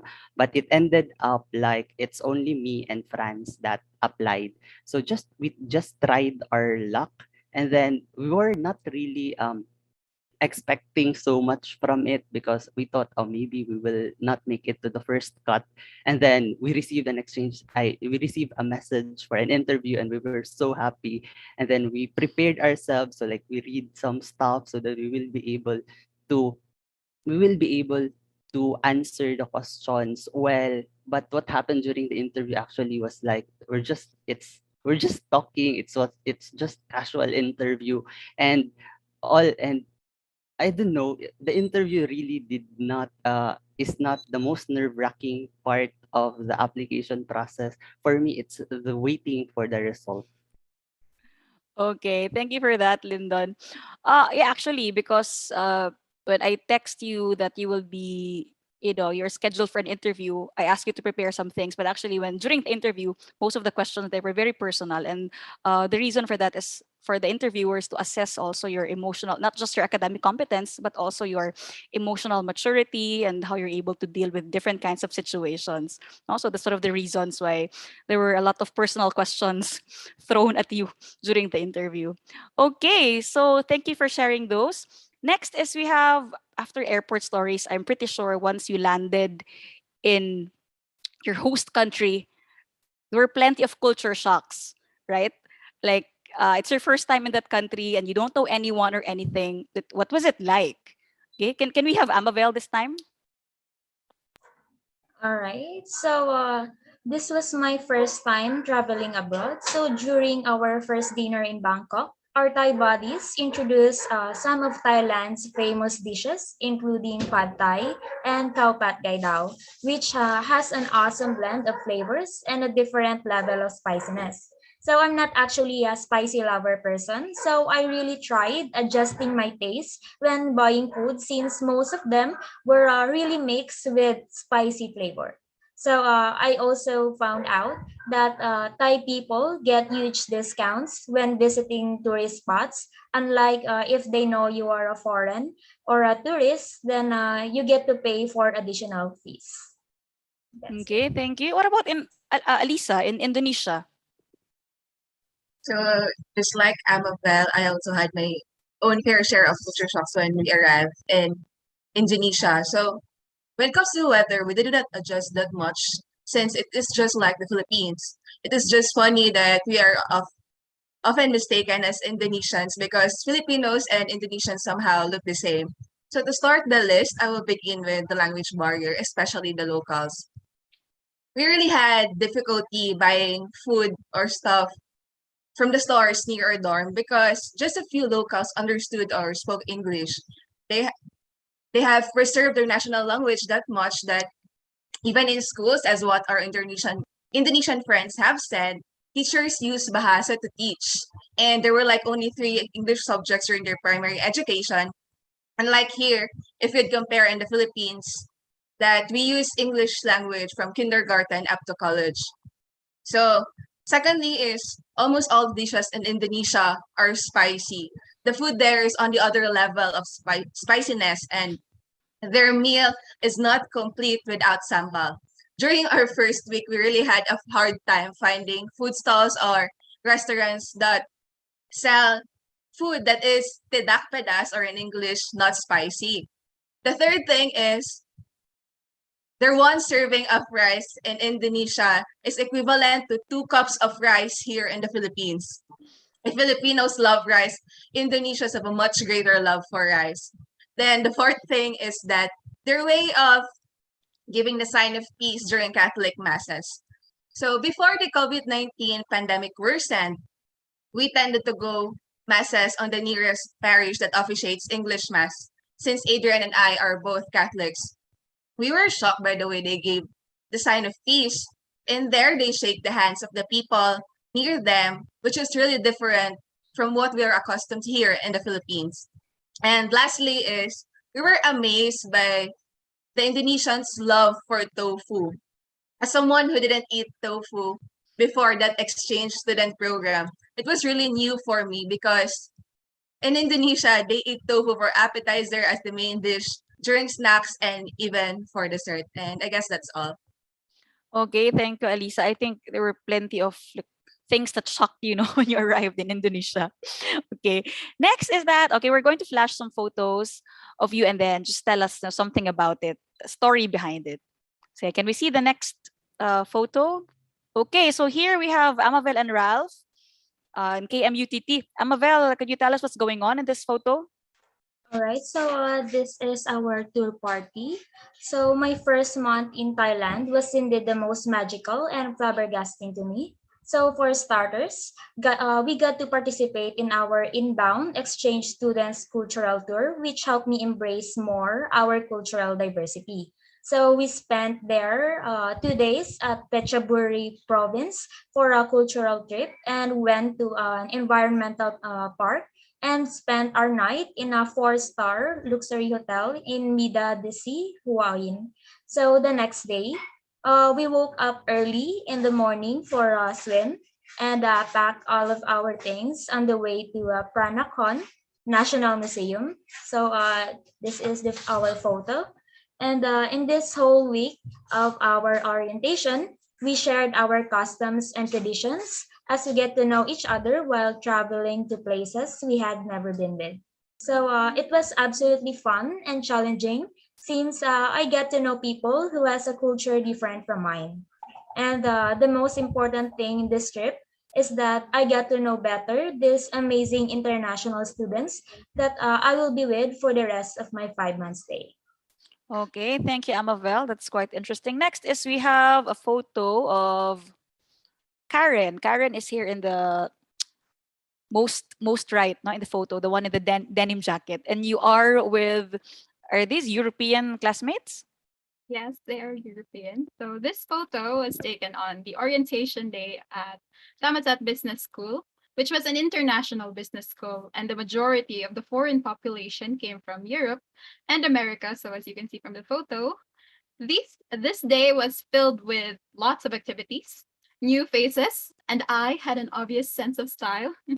So we were grouped differently with Christine, and that's where I met Miss Ginny, which is the one in the pink. And she became my dearest friend in Thailand and my personal tour guide. And that's the thing about having a buddy. They can be your best friends in Thailand. And that's the activity was like a scavenger hunt. So back to the activity, the activity was like a scavenger hunt, but we had to take a picture of a certain landmark. So we went to local communities near the campus, and this was taken at Sutom Tamatam Temple. And we get to learn its history, which was very fascinating. So for the duration of that day, we went to the Grand Palace, and I was almost always thought of as a Thai national or Thai national, and I get a free temple pass, which if you were foreign, the Thai government would charge you or would require you to pay 50 baht. And so, yeah, that's the perks of being like similar to Southeast Asian beauties. And yes, so that's the history of that photo. At least they didn't ask for your ID or something. They just let you pass right away. No, I went there with my Thai friend, which is Ginny, or most of our travels with temple travels with my friends are I came along with a Thai friend and they would speak and I would just go along and they Yeah, would just that's a treat. okay. That's the perks of being of looking like a Thai Okay. national. Nice. Next is we have here, okay, we have, this is in a classroom, right? This is Aife with Karen and, sorry, Joyce and Mary in Umalaya, University of Malaya in Malaysia. Aife, what's going on in this photo? So that picture was taken during our final exam. So before the final exam, the month of December, it was also one of the exhausting months for the first semester because it coincided with the completion of the final requirements, have some presentations in the class and reports, and also the last lectures. Speaking of lectures, our schedule there is different from my home university here in UM because in University of Malaya, we will only meet once per week per subject. And like here, we have 5 days a week. So in that 1 week, it was a duration of 3 hours. 2 hours for the lecture, then 1 hour for the review for the exam. So every week, there's a occupied time for the review for the exam. But some professors just separated the review on the other day. Also, before the final exam, they give us 2 weeks to study for the exam, and we only have one exam per semester that is equivalent to 50 to 60% of the final grade. And like here in we have two exams per month, right? So another thing also is I was surprised because the examination hall was too big. Like some examination hall I saw in the movie. So it's very exciting.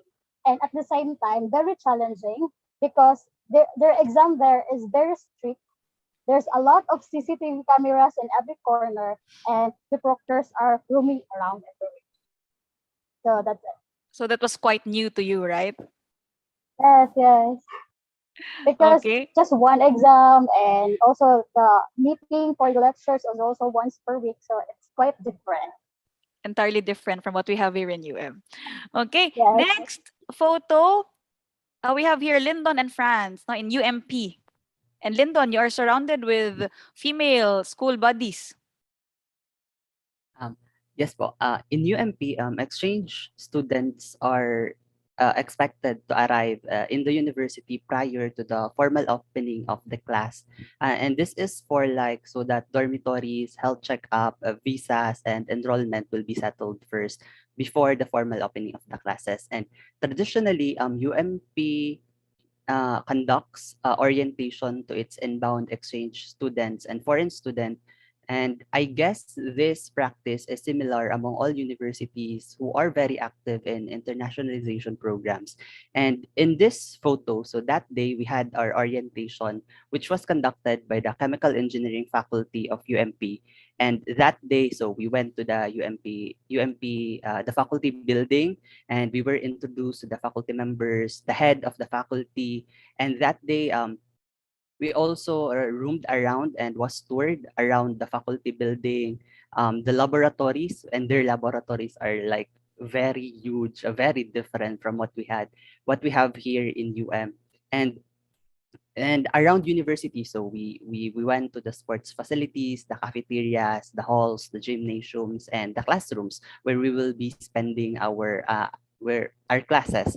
So and that day ended with this picture. So we were introduced to our student buddies, and they were all girls, and these girls are all amazing, and they are also exchange students before to Turkey. And when they were back in UMP, so they served as an as a student body to inbound exchange students. And honestly, these girls really helped us to adjust well in UMP. They helped us a lot. Like they are just one WhatsApp away, and they are there very ready to help us. And also we had some time to like we eat outside, and it's their treat.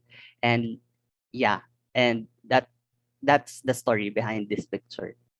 Okay, thank you. It's nice to hear now that when you go abroad, you don't have a hard time finding friends because the school has prepared student buddies for you to help you with everything that you need. Okay. Next photo we have here, we have Alisa and Adrian in PCU or Universitas Kristen Petra or Petra Christian University. Alisa, can you share to us some things about this photo? So this photo was taken during our first day in school during the campus tour. So one of the Petromates took this picture in front of the W building, I guess. It's the W building. So this building is where their 4-story library was located. And the Petromates are, so for you to know, are a group of students in Petra Christian University who helps their International Affairs Office in assisting and organizing activities for their inbound exchange students. One of our student body, Kevin, who picked us up in the airport, is a part of the Petromates. And during this time, we are toured around the campus and the eateries near the campus. And as you can see in this picture are my fellow exchange students. During that semester, 2 of them are from Netherlands, Emma and Brian, the ones in the middle, and 2 of them are from South Korea, Mingi and Heso. So we were really excited to explore the campus and use their facilities for the whole semester, especially upon seeing their Q building, since it has a very great architecture and building structure, and you cannot see a building like that here in Davao City. Also, their 4-story perpustakaan or library their well-ventilated classrooms, and many other parts of the university, which are too many to mention. But when COVID started to infiltrate Indonesia, we immediately shifted to online classes. Luckily, we were able to explore some of their facilities before the face-to-face classes were canceled. And Adrian even used the clinic in Universitas Kristen Petra, and we were glad that they gave us vitamins during the start of the COVID season. That's all. Okay, thank you. Now that you mentioned that, for the information of everybody, actually, Alisa and Alrose went to their host universities, no, had their exchange program at that time when the pandemic was like, beginning to take a toll on everyone. Like you left for your host country February 2020, and I Yes, think ma'am. around February, late February or March, that's when like some of the countries started to impose their travel restrictions. So it was really challenging. Okay, and as what Alisa said that like you resorted to online classes shortly after you Yes, arrived ma'am. in PCU. We Okay. only took the face-to-face classes for a month. Okay. And And what about Alros? What's your can we see the next slide? So I see that you have here some So, Filipino. Are these Filipino students also? yes, ma'am. So these are the Filipino scholars of the National Chongqing University.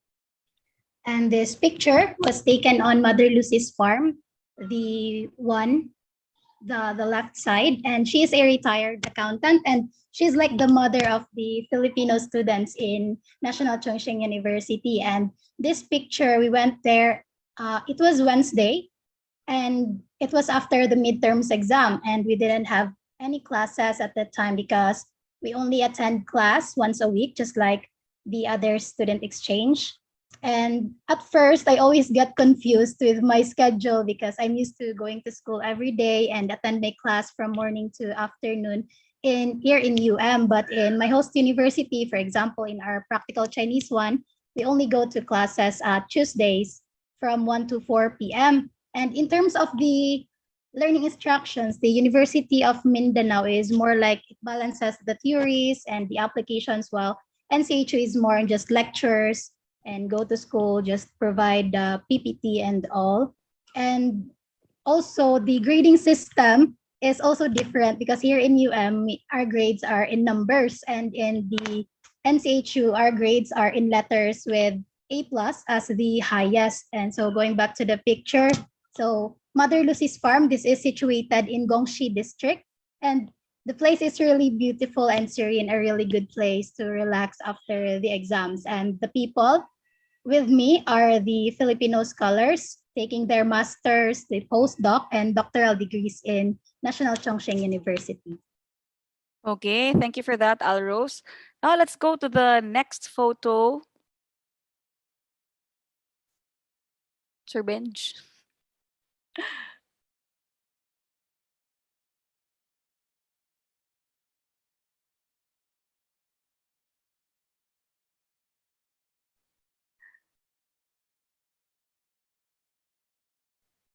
Okay, so we have here our next photo. We have Amavel and Ralph still in Thailand.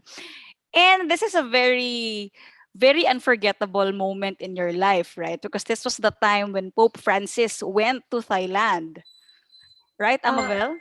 Yes, that's correct. So, since people in Thai are Buddhists and most of the religious places there were temples, then we are really lucky to stay in a place where there is a Catholic church that we can only visit just a bus away. So, the church was huge and the interior design there was terrific. But however, when Cathedral celebrated its 100th year, they prepared a raffle to enjoy a free pass to Pope Francis' visitation here in Bangkok. So, as both of us, me and Ralph, were Catholic, we were blessed to have our names mentioned in a raffle. And on the 22nd of November, it was also our farewell party. But sadly, um, we chose not to go there. However, our heart was really happy enough to see the Pope during that moment. So in there, we saw the Pope for the first time, where he was just so close to reach, and For that moment, my heart was really overwhelmed with joy. So, not everyone gets the chance to see the Pope closely. So, we are indeed blessed to be part in this very event. Okay, thank you. I remember myself feeling envious, no, about for your opportunity to have this kind of experience. Okay, thank you, Amabel. Our next photo is we have here of Karen, and you visited the Google office in Thailand. Karen, we couldn't hear you. Hello? Okay. That one. So as we are enrolled in business courses, we took a chance to enroll in human resource course to learn more about how fresh grads land a job after college in Thailand. So it was one of the best decisions that we made. So the thing about our HR course or any course that we enrolled in, so a course is akin to a subject here. We had field trips to known corporations, not only in Thailand, but also in the whole world. So as you can see in the photo, we visited Google Thailand. On other subjects, we visited the Bank of Thailand and the ING Digital Bank's office. So going back to that amazing experience, because apart from how Google is creative, the whole floor of the building was actually designed to imitate the Thailand culture. We also learned from experts. From the experts themselves, their employment methods. So the main takeaway that I had in that field trip was that the Google Thailand they prioritized employing someone who finally delivers the STAR or the situation, task, action, result method on an interview. So it was a really big plus for me to learn that method, which was employed by Google Thailand or any Google office. So you should take note of that, the STAR method. Fresh from Google. Okay, thank you, Karen. Our next photo is we have here our ladies from University of Malaya. We have Mary, Joyce, and Ife. Joyce and Ife here are wearing their Filipiniana. So I'm guessing this is like a cultural event or something? Yes, Cultural activity? Yes, that was taken during UMICAF. It is University Malaya International Cultural and Food Festival, an event organized by the International Student Center together with the University of Malaya International Student Association. So in the picture, I was with Joyce and Mary and also our two Japanese friends, which is Shori and Mary. So that two-day event includes international food festival, cultural booth, cultural games, and many more exciting activities. So that time, we were able to share our very own culture by selling our food. So we actually sell kwek kwek, mango float, which was loved by most of the locals, and also we also showcase some traditional Philippine items that we brought in Malaysia. So in the picture, I was wearing a Maria Clara, and Joyce was wearing Filipiniana. So it was supposed to be that the presentations was one boy and one girl per country. But since we're all girls, so we just present different female traditional costumes. So that week also is very tiring for us because it's just the three of us and we are all girls. We prepare for the booth and for the whole week, and also prepare for the foods that we're going to sell. So it's very tiring, but at the same time very challenging, and it's very worth it because we experience a variety of cultures. We've seen many performances. We actually danced in the street that time, and we welcome new knowledge and increased our taste buds with exotic dishes from a different country. So it's very fun that week. Okay. So I think this is like the counterpart, like our mobility day version, right? Here in UM, Yes. wherein we gather all foreign students, exchange students, and even local students in UM to like take part, like to share their culture, their cuisines, etc. Okay, so I'm glad that you experienced something like that abroad. Next is we have here Lyndon, France, of course, Team UMP, and you have here some classmates. Are these your classmates? And you're in the beach side. Yes, ma'am. UMP has two campuses actually. So one in Gambang, which we are staying because that's where chemical engineering department can be found. And the second is the Pecan campus. And as far as I can remember, so programs like mechanical and electrical engineering are offered there. So one day, so on our first weekend in Malaysia, so we decided like to embark on a personal trip because like we have this eager na we want to travel around because we're just fresh in Malaysia. So so we went there and in this picture, so on that day, so we decided that we want to go to the other campus, which because all of us are residing in Gambang, so we want to go to Pecan and see how the campus there feels like. So we went on a travel and little did we know that the Pecan campus is actually near to a beach, and this beach is called as far as I could remember, it's Pantai Erlele. So together with me in this photo are my co-exchange students from Indonesia, from India, and we also have together with us exchange students from China, but they are not in this selfie. As you can see, they are in the back. That one. So those people. So they are from China and they are also with us that time. And as obviously we just looking at our smiles, so we had a blast that day. So it was really fun because it was our first time to be on a like a beach on Malaysia. And aside from this personal trip, we also actually had a lot of trips. There were both personal trips and they are like excursion or university organized trips. So for university organized, so we went to Kuala Lumpur for an excursion, and before the Christmas break or the final exam, they brought us to Langkawi Island and had a vacation there for a few days and few nights. And then for personal trips, so me and Franz are we went to a lot of places and we really roamed around Malaysia. So we went to KL, we went around Pahang, Gambang, Penang, Putrajaya, and for us that was not enough. We even went to another country. So we went to Singapore and spent our Christmas and our New Year there. Yeah, that's the advantage for students who actually study in Malaysia and Taiwan because the semester starts and ends like September to January of the next year. So you guys get to spend your Christmas and New Year abroad, no, away from your families. And that's quite an experience. Okay, so thank you, Lyndon. Next is we have here Elisa. So I assume this is like a cooking class because you have foods there and Yes. everything. So this activity was one of the best activities we had inside Petra Christian University. Of course, who would not love free food, right? So this picture right here was taken during one of our Indonesian cooking classes. So before we shifted to online classes, we had this complementary cultural activity wherein we cooked Indonesian food. Aside from weekends, we always look forward to Tuesdays for this event was held every Tuesday.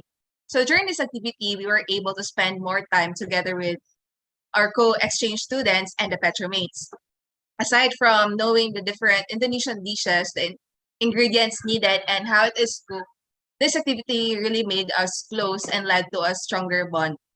Because as what I have observed, as we were waiting for the food to be cooked, we have lots of time to chat about things, how our classes went, how we are coping with being in a different country, and we sometimes ask facts about Indonesia to our Indonesian friends.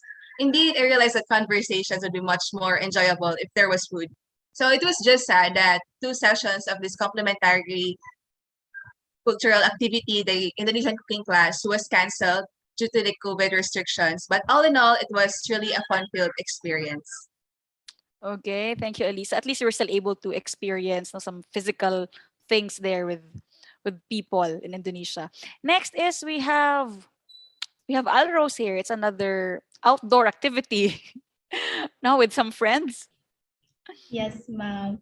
So this picture is really memorable to me because this was my first and last trip outside of Taichung, sadly because of the COVID-19 restrictions in Taiwan.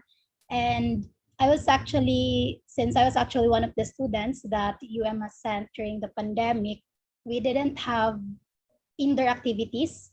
All activities were canceled because we're supposed to have a campus tour, a city tour, but it was all canceled due to COVID. And this trip, we went to Pingtong. It was a hometown of one of the students from the virology laboratory of National Chongqing University. And Ate Juleni invited us to come so that we can explore parts of Taiwan before going back to the Philippines. And this was taken in one of the beaches in Pingtong. And we had a really fun time. We did snorkeling and it was really fun except for my defective goggles at that time. And the day after, we went to an island called Xiaoliu Chou, where we had another snorkeling experience. And it was really fun. We also went to the beach where they shot the movie The Life of Pi. And yeah, it was so memorable. Okay, just by listening to your stories, it seemed like you really had a great time in your host country. Okay, next is we have going back to Kmot. I see that Amabel and Ralph here are wearing your uniforms and you all look so formal in this photo. So yes, we were wearing our civil engineering code during the 60 years of KMOT's anniversary. So another lucky circumstance happened in my exchange journey was when we get the chance to attend the university's golden anniversary. So I always think how lucky and honored I was to meet the president of our university in King Mongkut and got to know better all the achievements they accomplished. So it was a splendid moment where I became part of this wonderful celebration, which I think was unique since other former exchange students who also chose KMUT might not have been experienced this kind of opportunity yet ever since. Thank you. Okay, interesting. Thank you, Amabel. Next, we have here Karen smiling from ear to ear, and you are with are these grade schoolers or high school students? Yes. I remember this day so well. It also make me realize how lucky I am to have experienced the exchange studies before COVID. Like we arrived at Thailand not knowing that there's actually a virus spreading, and also we came back to the Philippines before COVID, thankfully. But yes, this day, going back, Thammasat University actually partnered with Singha Arsa, which is a big corporation known for their famous beers, but there's no beers involved in that activity. So we had a chance to volunteer in an elementary school in a nearby city called Suphanburi, along with other foreign students. It was my first time to ever ride a bike for a long time, and I failed miserably along the way. But once I arrived at the destination, we were met with smiling faces from the children, and we taught them English. We initiated some fun activities such as games and bag painting. So as you can see from the photo, their smiles. My smile, my smile is from ear to ear because I was genuinely having fun and happy to be there. So that's the history of that photo, and I am thankful that we have experienced that. Okay, it's nice to know that you also have some like extracurricular activities. No, you're not just solely focused in the academic things, but you were exposed to many other things also during your stay abroad. Okay, next photo. Thank you, Karen, for that. This is still in Malaysia, right? Himalaya. And I think we have Aife for this. Yes, ma'am. So it was during December that aside from being busy with the academics, but we're also busy preparing for some special events like gala dinner and other three parties. So in the gala dinner, I've been chosen to be one of the MCs with Galex.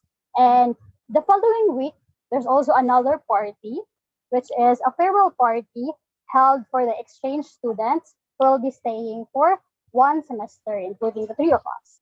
So the other two parties was the two Christmas parties, which is the Christmas party in the church and also the Christmas party, which we organize ourselves. So we invited our closest friends. As you can see in the picture, we gained a lot of friends from China, from Thailand, Japan, Slovakia, UK, France, and some locals also. And it is as for the information of everyone, we stayed off campus. So in the picture, it is in our apartment. And we played games. We actually introduced some Filipino games like Pinoy Henyo, and we really had great time together that night. So aside from playing games, we also had our exchange gifts, which is one of the most memorable moments that night because we really received some special gifts from our friends. Okay, thank you, Aife. Next is, okay, we have here, this is another like field trip, right, Yes, Alisa? ma'am. So this photo was taken during one of our trips during the exchange student program. This is one of my favorite events during that program, for we visited the Kampung Lawas Masbate. So it is a small village located in the heart of the metro city, Surabaya. This experience was one for the books because you would expect to find a place like this in the middle of the city wherein you can immerse yourself in the Indonesian tradition and culture. So upon entering the village, we wore the batik headdress and batik sash as you can see in the picture. We were welcomed by the people in the village singing a traditional song. We played the traditional games. We also did a traditional dance inside. So inside the village where there were century-old homes with traces from the past, we learned about the history of Surabaya during the Dutch colonization, and we even saw books that were dated during those times. On top of that, the Kampung Lawas Masbate is a green place wherein plastics are recycled and turned into costumes and other crafts. They also plant and produce herbal and natural medicines, both for their own consumption and income source. They also have organic goods that will surely make your stay worthwhile. Aside from the facts that I have shared earlier, this event was indeed memorable for us, for this was the last tour we had before the pandemic worsened. And as far as I could remember, a week after this trip, we shifted to online classes and we had to lock ourselves in our own dormitories, for we were prohibited from strolling and roaming around. Okay, That's thank you. all. But as you mentioned earlier that even during the pandemic, the school took care of you very well, right? Like they Yes, gave you ma'am. vitamins, they give you foods, Yes, like they gave us groceries. food and groceries. Yeah, so you're lucky to be there in PCU, and we thank, of course, PCU and National Chungsheng University for taking good care of our students while they were there in their university during the pandemic, at the height of the pandemic. Okay, next is we have, this is Alrose with some classmates. So yeah, this is such a nostalgic picture. This was taken during our final exam in Practical Chinese 1. And my classmates, as you can see, were from different parts of the globe. There were students from the Philippines, Thailand, Vietnam. They were from India, Sri Lanka, Indonesia, Mongolia, and students from Japan and Sweden were not included in the picture because, as you can see, there are only a few of us left. It was because two students from Japan, they were forced to go home after only 2 months of staying in Taiwan due to the COVID restrictions in their country. And this, as far as I can remember, Misa, she was my friend, and we were on a trip to Holi when she received the sad news, and I can still remember her face crying, and none of us does not know how to comfort her at that time. And actually, there was also a time where the number of cases in Taiwan were increased, and we suddenly shifted from face-to-face classes to online classes also. And fortunately, after 3 weeks, we were able to go back safely for face-to-face classes. And perhaps that is why all of us were smiling widely in the picture, because finally, we are safe, and after a week of preparing for the exams, we were able to finish the finals. And we are also grateful to Wen Laoshi for her patience in teaching us basic Mandarin. So yeah. Okay, thank you, Alros. Well, lucky for you because you were still able to experience face-to-face classes even if the pandemic was happening everywhere, right? Because here in the Yes. Philippines, we really had no chance to go back to face classes since the pandemic started. Okay, and our next slide. So I think we have reached the end of our talk show. So before we end, any like significant takeaway, from your exchange program that you'd like to share to our audience to inspire them to apply for exchange program in the future? Can we start with Lyndon?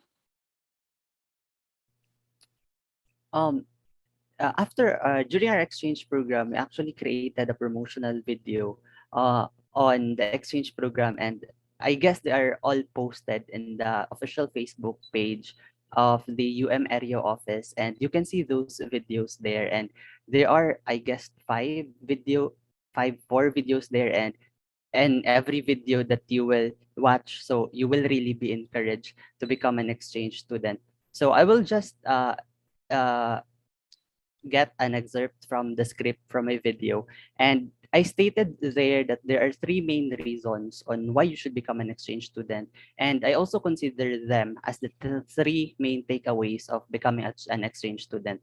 And aside from because it's fun, so I really like fun was mentioned a lot in that video. So there are the three main reasons are first, it will help you broaden your understanding about the world because you will cross boundaries between countries and you will see things differently that in the country it's like this, but in if you experience it in the other country, so it's different and it will be very insightful.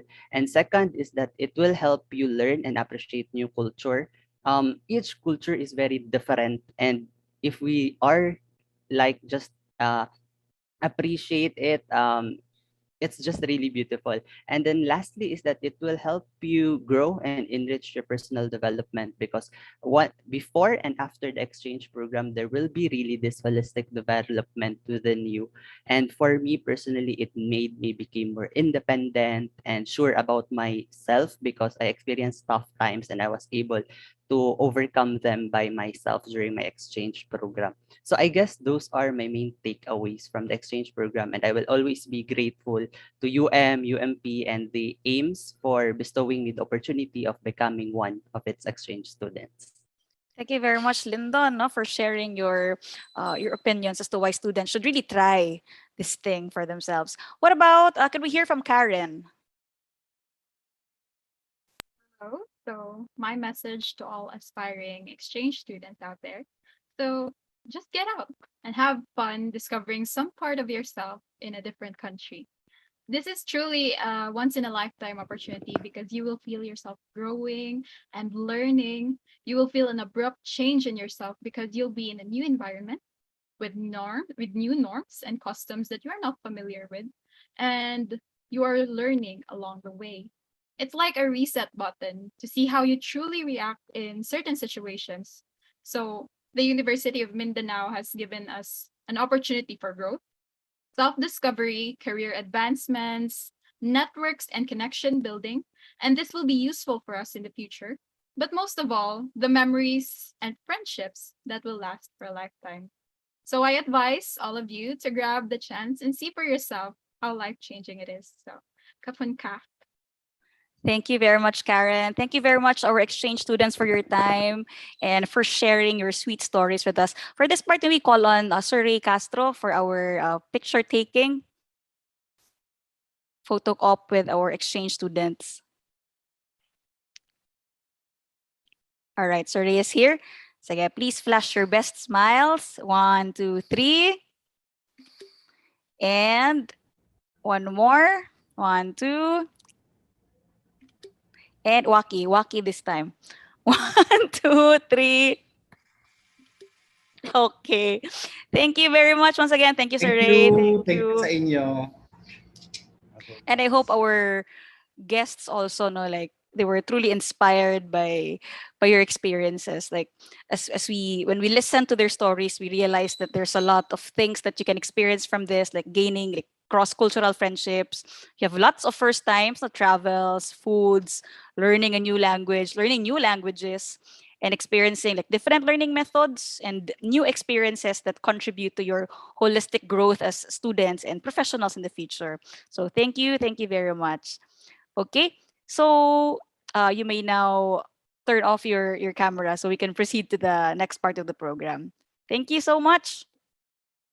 So now that you have heard the stories of our exchange students who embarked on face-to-face mobility, Let us now learn the exciting and life-changing experiences of students who took exchange programs in a virtual setting since the pandemic started. So just because it's a virtual exchange program does not make it any less of an experience. So for this part of the program, let us listen to the experiences of students who had short-term exchange programs under the UMAP COIL, hosted by Kansai University in Japan, students who had a semester of virtual study at University Tenaga Nasional in Malaysia under the UMAP program, and student leaders who participated in virtual leadership program hosted by the University Kebangsaan Malaysia or UKM in Malaysia. So let's watch these videos.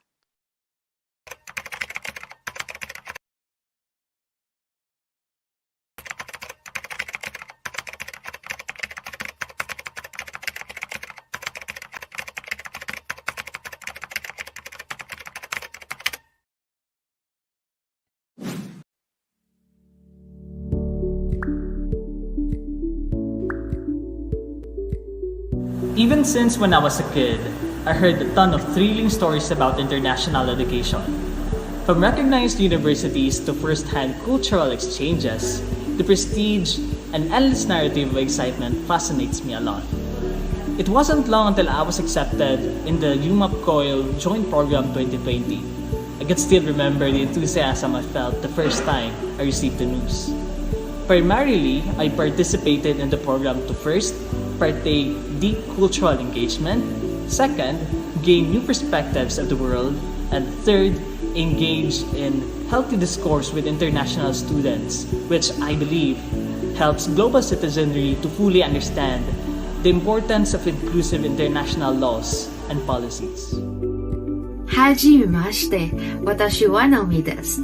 Hi, my name is Naomi Joy Tion, and I would like to share to you how unique and special the UMAP COIL program is.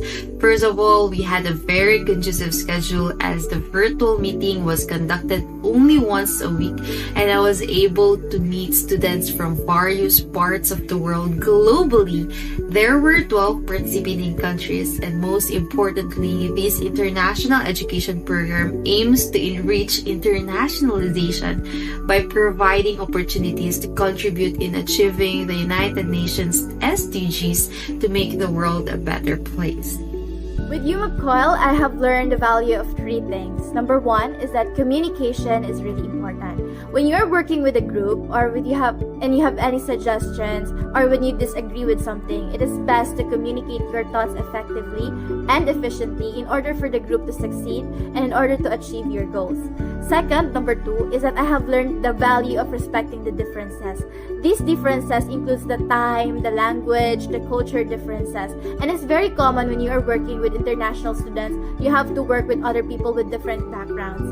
Hence, it is best to respect those differences and that tolerance must be upheld at all times. And number 3, new experiences are really important. It is best to try new things and go away from your comfort zone in order for you to fully maximize your potential. And with this new experience, UMAP COIL has allowed me to challenge and push myself to the extra mile. And moreover, I have also learned and expanded my life skills. I have gained some knowledge, and also I have also gained some international friends as well.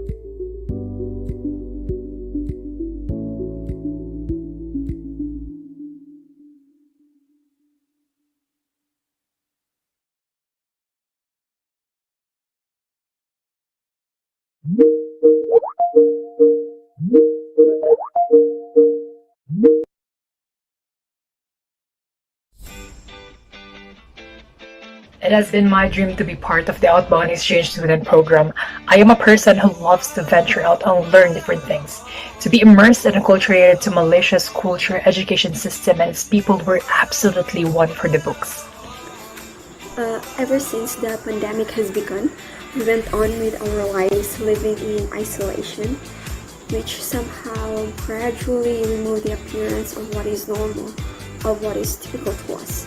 I could say that my academic life and even in general became bleak, but the exchange program in Malaysia served as my personal redemption to thrive amidst the dark. The fact that it was held online is already unique in itself.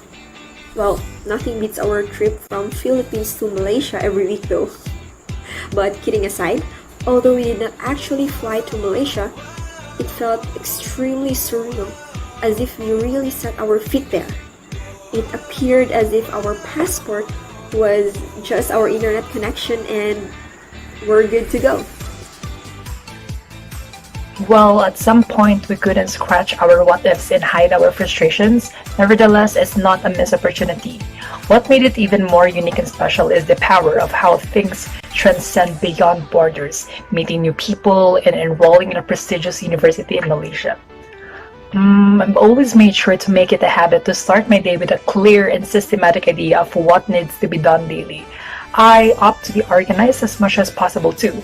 I would write down all the deadlines for the needed tasks to be accomplished in both ways so that I could make track of my progress and completion in the universities. Well, you gotta love your notes and calendar as well for sure. I couldn't really say that I have a perfectly rich workflow. I do have a lot of distractions in my life. I play games, watch movies, series, dramas, so what I did was to put all of that in my reward system. And most importantly, constantly remind myself of the task at hand and setting time for each of them. I needed help, so what I did was whenever I opened my computer, sticky notes will pop up in my desktop and in my phone's home screen. There is an app for that. I did all of that because I wouldn't want to suffer from the consequences of my poor time management, especially that I am doing tasks both from UM and Unipen. Virtual exchange opportunities are once-in-a-lifetime opportunities. As a matter of fact, it increases the unfathomable experience and excitement as to anticipating what's in store for us as exchange students online. Because virtually here, no pandemic can stop us from learning. And take it as a tip from someone who has experienced it firsthand. Besides that, we don't have to go out our way and expose ourselves to vulnerabilities and threats posed by the pandemic. Our safety is guaranteed while quality education is delivered in a new normal setup. With just one click away, who knows, someday you'll be one of our pack. We may not be flying to the host university, but surely we will soar higher with the memories we'll build and learning that we'll gain alongside with meeting new people. So what are you waiting for?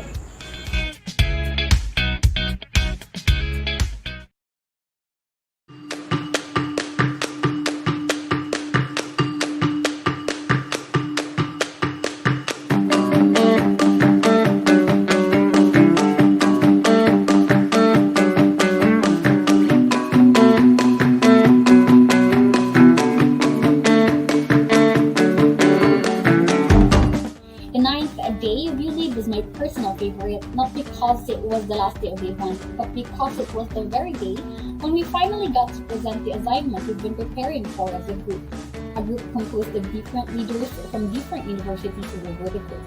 The event was so engaging and insightful considering all the different fun activities and the experts present to share their knowledge and ideas. We were not just able to expand our knowledge, nor our network, but we were also able to meet friends across the borders.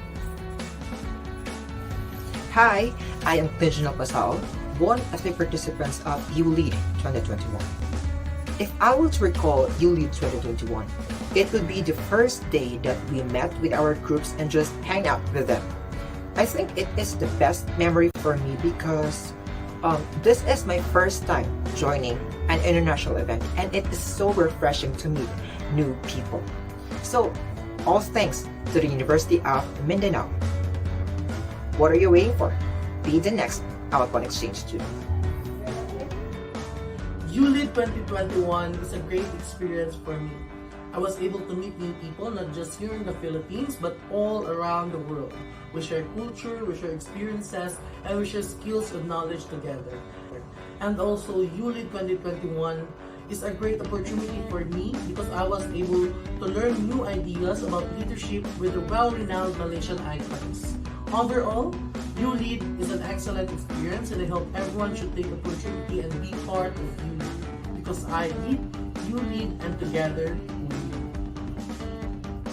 Hi everyone, this is Noreen from ULEAD 2021 program. It was an excellent experience where I met people that eventually became our friends, their cultures and tradition, their leadership styles, the fun experience, and the life-changing insights of the speakers, especially the VP of UKM, Dato Turiman, where he said that serving and managing people should be through hard way.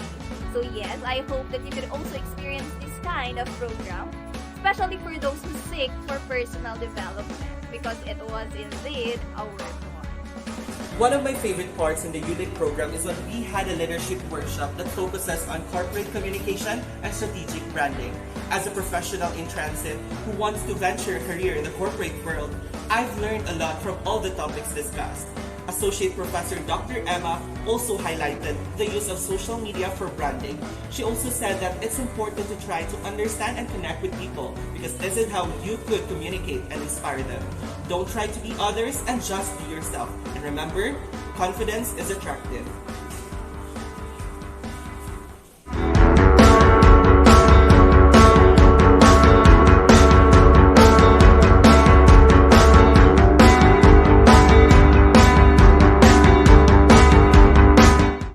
Okay, thank you very much to our virtual exchange students for taking the time to shoot themselves and create a video to promote virtual exchange programs also. And that concludes our program in the morning. To our participants, please, please, please do come back in the afternoon program because it's all fun, fun, fun as we're going to play some games in breakout rooms and listen to cultural sharing of select international students. So it's really the perfect time to meet new friends from all over the world. So please do come back in the afternoon and just use the same link that we sent you in your email. And we will see you again later at 1:30 p.m. Philippine time. So afternoon program starts at 1:30, but we shall open the room as early as like 1:10 or 1:15 in the afternoon. Okay, so that would be all for this morning. And once again, see you this afternoon for more fun and games. Goodbye. Thank you so much.